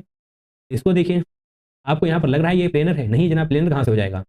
Double bond single single single, हर जगह single single, double bond single double, ऐसा होना चाहिए, राइट। अल्टरनेट डबल बॉन्ड होनी चाहिए, उसी को हम बोलते हैं प्लेनर। तो ये तो हो जाएगा नॉन एरोमेटिक। ये तो प्लेनर वाली कंडीशन ही सेटिस्फाई नहीं कर पा रहा है, जब प्लेनर वाली कंडीशन ही सेटिस्फाई नहीं हो रही है, anti aromatic non aromatic, anti aromatic aromatic से पहले आ जाएगा नॉन एरोमेटिक, तो ये हो जाने वाला है नॉन एरोमेटिक। बट इधर आइए, ये हो जाएगा एरोमेटिक। कैसे हो जाएगा एरोमेटिक, साइक्लिक भी है, प्लेनर भी है, कंजुगेशन भी है, राइट। और उसके पाई बॉन्ड्स यानी कि पाई इलेक्ट्रॉन्स काउंट करिए, 2 यहाँ पर, 2 यहाँ पर, 2 यहाँ पर, 2 2 2 6 पाई इलेक्ट्रॉन्स। आपको लग रहा होगा ये नहीं, ये नहीं होगा, क्योंकि जनाब ये साइक्लिक के बाहर है। जो पाई इलेक्ट्रॉन्स साइक्लिक में होते हैं हम उन्हीं को काउंट करते हैं। इस पर गलती बिल्कुल नहीं करनी है। आपको लगेगा कि एरोमेटिक पूछा गया है बट ये वाला एंटी एरोमेटिक हो जाएगा, आपको ऐसा लगेगा, क्योंकि 2 pi electrons 2 pi electrons 2 pi electrons, and जैसे ही आप इनको 2 पाई इलेक्ट्रॉन्स ऐड कर देंगे वो हो जाएंगे 8 pi electrons, that means anti aromatic. But ये साइक्लिक के बाहर है तो इसको हम इग्नोर करके रखेंगे, सही है। सी वाला भी जनाब हो जाएगा नॉन एरोमेटिक, राइट, सही है, सी वाला भी हो जाएगा नॉन एरोमेटिक, प्लेनर नहीं है ये। और यहाँ पर सही है जनाब, प्लेनर भी स्ट्रक्चर है, साइक्लिक कंजुगेशन भी है, तो यस एंटी एरोमेटिक या एरोमेटिक में से कुछ होगा, या फिर हमको इसमें से कोई एक मार्क करना है। पहले नीचे ऑप्शन पे देखिए, नहीं नहीं नहीं, चारों देखने होंगे हमको, ग्रेट ग्रेट ग्रेट, चारों देखने होंगे, देखेंगे हम। 2 पाई इलेक्ट्रॉन्स, 2 2 2, सही पे लिखेंगे 2, दैट्स गुड। कितने पाई इलेक्ट्रॉन्स हो गए हमारे पास, 1 2 3 4 5 6 7, 7 दूनी 14, 14 पाई इलेक्ट्रॉन्स, दैट मीन्स ये हो जाने वाला है एरोमेटिक, राइट। अगर 4 के मल्टीपल में पाई इलेक्ट्रॉन्स आएंगे तो वो हो जाते हैं anti aromatic, but 14 pi electrons ये हो जाने वाला है aromatic, that means B and D, P and D aromatic है, ए एंड सी एरोमेटिक है। आपसे पूछा गया था aromatic, that means P and D वाला कोई ऑप्शन है, ओहो हो जा भाई, B and D only, yes, option number 2 आपका करेक्ट हो जाएगा। तो कैसा लगा ये क्वेश्चन, बढ़िया है। ये वाला जनाब प्लेनर है, प्लेनर नहीं है, सॉरी, ये वाला प्लेनर नहीं है, इस वजह से नॉन एरोमेटिक हो जाने वाला है, राइट। ये स्ट्रक्चर प्लेनर नहीं है, आपको समझ में आना चाहिए। आपको 10 एनुलिन स्ट्रक्चर के बारे में बताया गया है, वो भी प्लेनर नहीं होता है, आपको लगेगा कि प्लेनर है बट प्लेनर नहीं है, जिस वजह से। उसी तरीके से ये भी है। Number of optical isomer, optical isomer का मतलब जनाब क्या होता है, ऑप्टिकल आइसोमर का मतलब जनाब होता है number of optical isomer 2 to the power n, ये होता है फॉर्मूला। n क्या है यहाँ पर, स्टीरियोजेनिक सेंटर, स्टीरियोजेनिक सेंटर बोले तो एसिमेट्रिक कार्बन यानी कि कायरल कार्बन, कायरल कार्बन। तो कैसे करेंगे हम, पता है ये सब, आपके पास ये स्ट्रक्चर है, आप यहाँ पर देखिए इतने कायरल कार्बन है, कायरल कार्बन बोल रहे हैं या फिर कायरल सेंटर बोल रहे हैं, कायरल कार्बन जितने भी होंगे वही होने वाली है n की वैल्यू, उसको हम 2 की पावर में रखेंगे, जितना आंसर आएगा उसको हम करेक्ट यहाँ पर लिख देंगे। देखिए ये तो कायरल होने वाले नहीं है, ये वाला हो जाएगा कायरल। कायरल का मतलब होता है कार्बन पर चारों ग्रुप डिफरेंट होने चाहिए, सेम नहीं होने चाहिए। तो ये रहा कार्बन, इधर ब्रोमीन है, इधर कुछ और है, इधर कुछ और है, इधर कुछ और ही है, ये कायरल हो जाएगा। ये वाला भी कायरल हो जाएगा, ये वाला कार्बन कायरल, ये वाला कायरल कार्बन हो जाएगा। इधर ये वाला भी कायरल हो जाने वाला है, राइट। एंड नीचे वाला भी कायरल हो जाएगा, क्योंकि जनाब इन पर चारों चीज़ें डिफरेंट हैं। एक हाइड्रोजन है, इस तरफ कुछ और है, इस तरफ कुछ और है, इस तरफ कुछ और है, उसको समझने की जरूरत नहीं है। बाकी आपको देखने में लग रहा है कि डिफरेंट है, तो यस डिफरेंट है। ये वाला भी कायरल हो जाने वाला है, एक तरफ मिथाइल है, एक तरफ हाइड्रोजन हो जाएगा, दोनों तरफ अलग अलग ग्रुप्स अटैच हैं। तो 5 कायरल हैं, 2 टू द पावर n के बजाय 2 टू द पावर 5 आपको लिखना पड़ेगा। जब आप इसको कैलकुलेट करेंगे तो क्या आने वाला है, 2 इंटू 2, 2 को मल्टीप्लाई करना है 5 टाइम्स, दैट मीन्स 32 आने वाला है। इसका करेक्ट आंसर क्या था, 32 था। The correct sequence of acidic strength of the following aliphatic acids in their decreasing order. तो बड़ा ही अच्छा सा क्वेश्चन है। एसिडिक स्ट्रेंथ आपसे पूछी गई है, ऑर्डर पूछा गया है, एसिडिक स्ट्रेंथ का करेक्ट ऑर्डर पूछा गया है, एलिफैटिक एसिड्स आपको दिए गए हैं। तो जब आप ध्यान से देखेंगे तो सभी में आपको क्या मिलेगा, COOH, COOH, COOH and COOH। Acidic strength का कॉन्सेप्ट आपको आता है क्या, नहीं आता जनाब, सुनिए। आपको एसिड से H+ रिमूव करना है। एसिड से H+ जितनी जल्दी रिमूव हो जाएगा उतना ही अच्छा एसिडिक होने वाला है, सही है। एसिड से आपको H+ रिमूव करना है, जितनी जल्दी H+ रिमूव हो जाएगा उतना ही जबरदस्त एसिड होने वाला है, राइट। अभी आपको ये पता होना चाहिए कि H+ कितनी जल्दी रिमूव हो जाएगा। जितना ज़्यादा पॉजिटिव आप कंपाउंड पर बढ़ाते जाएंगे, पॉजिटिव पॉजिटिव रिपेल होगा, तो H+ जल्दी से बाहर जाएगा, क्योंकि जनाब H+ को बाहर जाना है। H+ को जितनी जल्दी आप बाहर निकाल लेंगे उतना ही बेहतरीन एसिडिक होने वाला है, राइट। तो H+ को बाहर जब आप निकालेंगे तो उसके लिए जितना ज़्यादा पॉजिटिव होता जाएगा उतनी जल्दी H+ बाहर जाएगा, जितना ज़्यादा नेगेटिव होता जाएगा H+ उतनी ही लेट बाहर जाएगा, राइट। H+ उतनी ही लेट बाहर जाएगा, क्योंकि वो बाहर क्यों जाएगा, क्योंकि जब नेगेटिव चार्ज डेवलप हो रहा है तो पॉजिटिव चार्ज दूर नहीं जाने वाला। ये हो गया कॉन्सेप्ट। तो आपको ये पता होना चाहिए कि ग्रुप पर, कंपाउंड पर इलेक्ट्रॉन डोनेटिंग ग्रुप अगर है, इलेक्ट्रॉन डोनेट कर रहे हैं, तो वो यानी कि निगेटिविटी बढ़ा रहे हैं कंपाउंड पर, तो पॉजिटिव चार्ज जाना नहीं चाहेगा। Electron donating group, electron donating group acidity के ऑर्डर को क्या कर देंगे, कम कर देंगे, क्योंकि H+ जल्दी से बाहर जाना चाहिए। इलेक्ट्रॉन डोनेटिंग यानी कि इलेक्ट्रॉन डोनेट करने वाला अगर कोई ग्रुप है तो कंपाउंड को स्टेबल कर रहा होगा, दैट मीन्स H+ बाहर नहीं जाना चाहेगा, एसिडिक स्ट्रेंथ कम हो जाने वाली है। और अगर कोई इलेक्ट्रॉन विड्रॉइंग ग्रुप है तो वो क्या करेगा, इलेक्ट्रॉन विड्रॉइंग ग्रुप इलेक्ट्रॉन खींच लेगा कंपाउंड से, और ज़्यादा पॉजिटिव डेवलप होता चला जाएगा। पॉजिटिव डेवलप हो रहा है तो फटाफट से H+ बाहर जाना चाहेगा, क्योंकि पॉजिटिव पॉजिटिव रिपेल करता है, सिंपल। इससे बेहतर तरीके से जनाब हम सही समझा पाएंगे, डेफिनेटली आपको समझ में आ भी चुका होगा, बार बार बोलने की जरूरत नहीं है सेम चीज़ को। एसिडिक स्ट्रेंथ यहाँ पर बढ़ने वाली है, तो आप सभी को पता होना चाहिए CH3 क्या होता है, इलेक्ट्रॉन डोनेटिंग। CH3 आप यहाँ पर देख पाएंगे, CH3 होता है इलेक्ट्रॉन डोनेटिंग ग्रुप, CH3 यहाँ पर लिख देंगे। तो जितना ज़्यादा कार्बन अटैच होने वाला है उतनी एसिडिक स्ट्रेंथ कम होने वाली है, राइट। तो HCOOH की एसिडिक स्ट्रेंथ सबसे ज़्यादा होगी, दैट मीन्स ऑप्शन नंबर 1, 2 को हटाइए, HCOOH। अब जैसे जैसे कार्बन बढ़ते जाएंगे इसी तरीके से एसिडिक स्ट्रेंथ कम होने वाली है, राइट। कॉन्सेप्ट क्लियर हो चुका है, नहीं हुआ जनाब दोबारा से सुनिए, जो भी हमने बोला है वीडियो को 1 मिनट पीछे ले जाइए, दोबारा से चलाइए, सब कुछ समझ में आ जाएगा। Got it. इलेक्ट्रॉन डोनेटिंग है, इलेक्ट्रॉन डोनेट करेगा तो स्टेबिलिटी को बढ़ाने वाला है, दैट मीन्स एसिडिक स्ट्रेंथ कम होने वाली है। तो CH3 CH3 CH2 CH3 CH3 CH3 CH2 CH2, that means option number 3 आपका सही हो जाएगा, राइट। ये वाला ऑप्शन सही नहीं होगा, क्योंकि CH3 इधर होना चाहिए। जैसे जैसे कार्बन बढ़ेगा वैसे जैसे एसिडिक स्ट्रेंथ कम हो जाने वाली है, एकदम से कम नहीं होगी। तो ऑप्शन नंबर 3 बिल्कुल सही है। कॉन्सेप्ट क्लियर होते रहने चाहिए, तभी जाकर जनाब आप आगे के क्वेश्चंस को क्रैक कर पाएंगे। Statement 1, Kjeldahl's method is applicable to estimate nitrogen in pyridine। देखिए जनाब यहाँ तक तो ये स्टेटमेंट बिल्कुल सही था, Kjeldahl method is applicable to estimate nitrogen, यहाँ तक ये स्टेटमेंट 100% करेक्ट है। बट जैसे ही आगे ये लिख दिया गया इन pyridine, तो ये वाला स्टेटमेंट गलत हो जाएगा। देखिए कैसे गलत होगा, ये आपको हम बड़े ही अच्छे तरीके से एक्सप्लेन करना चाहेंगे। तो सबसे पहले हम pyridine का स्ट्रक्चर बना लेते हैं। तो pyridine का स्ट्रक्चर जनाब क्या होने वाला है, इस तरीके से होगा कि ये रहा pyridine का स्ट्रक्चर, और आप ऐसे कर देंगे। तो जनाब pyridine के स्ट्रक्चर को ध्यान से देखिए, क्या ये एरोमेटिक है, ऑब्वियसली है। जनाब Kjeldahl method applicable to estimate nitrogen, ये बात सही होती है एलिफैटिक के लिए, but in case of aromatic, जहां पर आप देख पाएंगे कि नाइट्रोजन रिंग में फंसा हुआ है, नाइट्रोजन रिंग में फंसा हुआ है, दैट मीन्स मोर स्टेबल। यहाँ पर नाइट्रोजन मोर स्टेबल है, यानी कि लेस रिएक्टिव, रिंग से बाहर नहीं आ पाएगा, रिंग से बाहर नहीं आ पाएगा, यानी कि जनाब ये एमोनियम सल्फेट, एमोनियम में कन्वर्ट नहीं होने वाला, एमोनियम फॉर्म में कन्वर्ट नहीं हो पाएगा। ये एलिफैटिक नाइट्रोजन जो लिखा होता है, एलिफैटिक में जो नाइट्रोजन होगा वो एमोनियम फॉर्म में नहीं कन्वर्ट हो पाएगा, एमोनियम में नहीं कन्वर्ट हो जाने वाला है, राइट। अगर ये कन्वर्ट नहीं हो पाएगा तो जनाब हम ये स्टेटमेंट को गलत कर देंगे। क्यों गलत कर देंगे, Kjeldahl method applicable to estimate nitrogen in pyridine, nitrogen जब वहाँ से बाहर ही नहीं आ रहा है, वो बहुत ज़्यादा स्टेबल है, लेस रिएक्टिव है, तो कहाँ से पता कर पाओगे। जैसे होता है एमीन्स एंड एमाइड्स में, नाइट्रोजन बाहर होता है तो आप आसानी से उसको निकाल लेते हैं, बट यहाँ पर नाइट्रोजन रिंग के अंदर है, रिंग के अंदर है, यानी कि more stable, less reactive. More stable, less reactive, that means आसानी से कन्वर्ट नहीं कर पाएंगे आप, तो जल्दाल मेथड यहाँ पर अप्लाई नहीं होने वाला, तो स्टेटमेंट 1 गलत हो जाएगा। अगर यहाँ पर प्रिडीन के बजाय एमाइन होता या एमाइड होता तो डेफिनेटली ये करेक्ट स्टेटमेंट होता, but in case of aromatic compounds ये स्टेटमेंट गलत हो जाएगा। एरोमेटिक कंपाउंड के केस में जल्दाल मेथड का यूज नहीं होने वाला। राइट, पता हो गया, अच्छी बात है। अभी तक आपको आधी अधूरी नॉलेज होगी कि जल्दाल मेथड का यूज हम करते हैं for estimation of nitrogen, but आज आपकी नॉलेज कंप्लीट हुई है इस पर्टिकुलर टॉपिक में। एस्टिमेशन ऑफ नाइट्रोजन के लिए हम यूज तो करते हैं जल्दाल मेथड, बट एरोमेटिक में नहीं करते हैं। राइट, क्योंकि एरोमेटिक में जनाब नाइट्रोजन निकालना आसान नहीं है, क्योंकि जनाब रिंग में होता है तो आसानी से कैसे निकाल पाएंगे। चलिए स्टेटमेंट 2 को पढ़िए। स्टेटमेंट 2 क्या है? The nitrogen present in pyridine can easily be converted into ammonium sulphate. कैसे भैया, कैसे? अभी भी तो हमने एक्सप्लेन कर दिया। कैन इजिली बी कन्वर्टेड, नहीं, ये वाला स्टेटमेंट भी गलत हो जाएगा। अगर इजिली कन्वर्ट कर किया जा सकता तो ऑब्वियसली जनाब ये वाला स्टेटमेंट भी सही होता, हम जल्दाल मेथड का यूज करते for estimation of nitrogen in pyridine, but ऐसा गलत है। इजिली कन्वर्ट नहीं किया जा सकता अमोनियम सल्फेट में, तो स्टेटमेंट 1 भी गलत है, 2 भी गलत है। सही क्या है? सही कुछ नहीं है, सही है जनाब ऑप्शन नंबर 2, क्योंकि both statement 1 and second are false. In qualitative test for identification of presence of phosphorus का टेस्ट अगर आपको नहीं पता है जनाब, प्रैक्टिकल ऑर्गेनिक केमिस्ट्री की वीडियो को देखिए, वहां पर हमने सारे टेस्ट के बारे में बता रखा है, सारे टेस्ट। इस पर्टिकुलर क्वेश्चन से रिलेटेड जो भी आपको यहाँ पर पूछा जाएगा, इस क्वेश्चन में जो भी है सब कुछ, आई रिपीट, सब कुछ, एक एक चीज आपको हमारी वीडियो में बताई जा चुकी है। प्रैक्टिकल ऑर्गेनिक केमिस्ट्री का वीडियो है हमारा।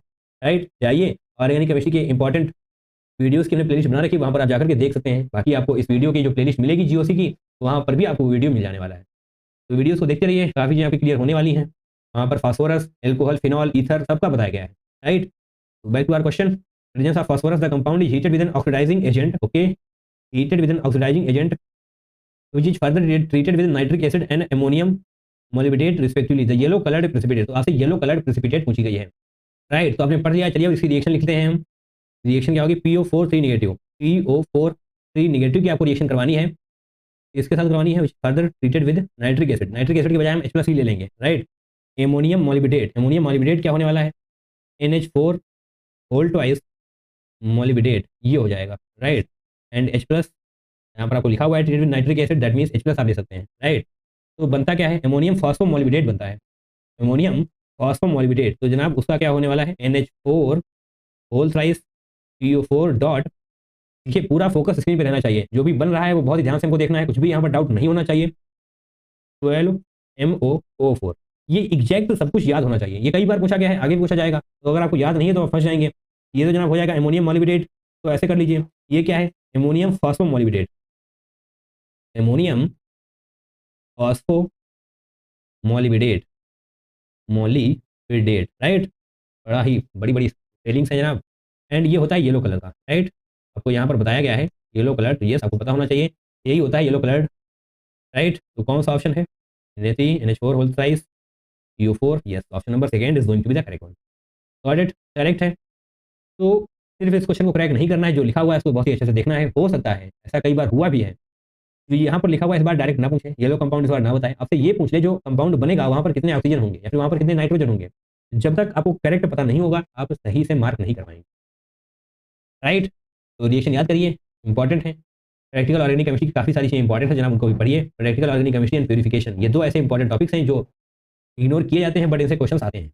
राइट, चलिए, correct order of basic strength of pyrrole, okay, तो ये जनाब रहा पाइरोल, ये है आपकी pyridine। नीचे आइए, और कुछ है क्या? पाइपरिडीन, ओहो पाइपरिडीन, तो बेशक आपको ये सारी चीज़ समझ में आनी चाहिए। ये बड़ा ही शानदार सा क्वेश्चन है, इसे मैंने आपसे पहले ही कहा था।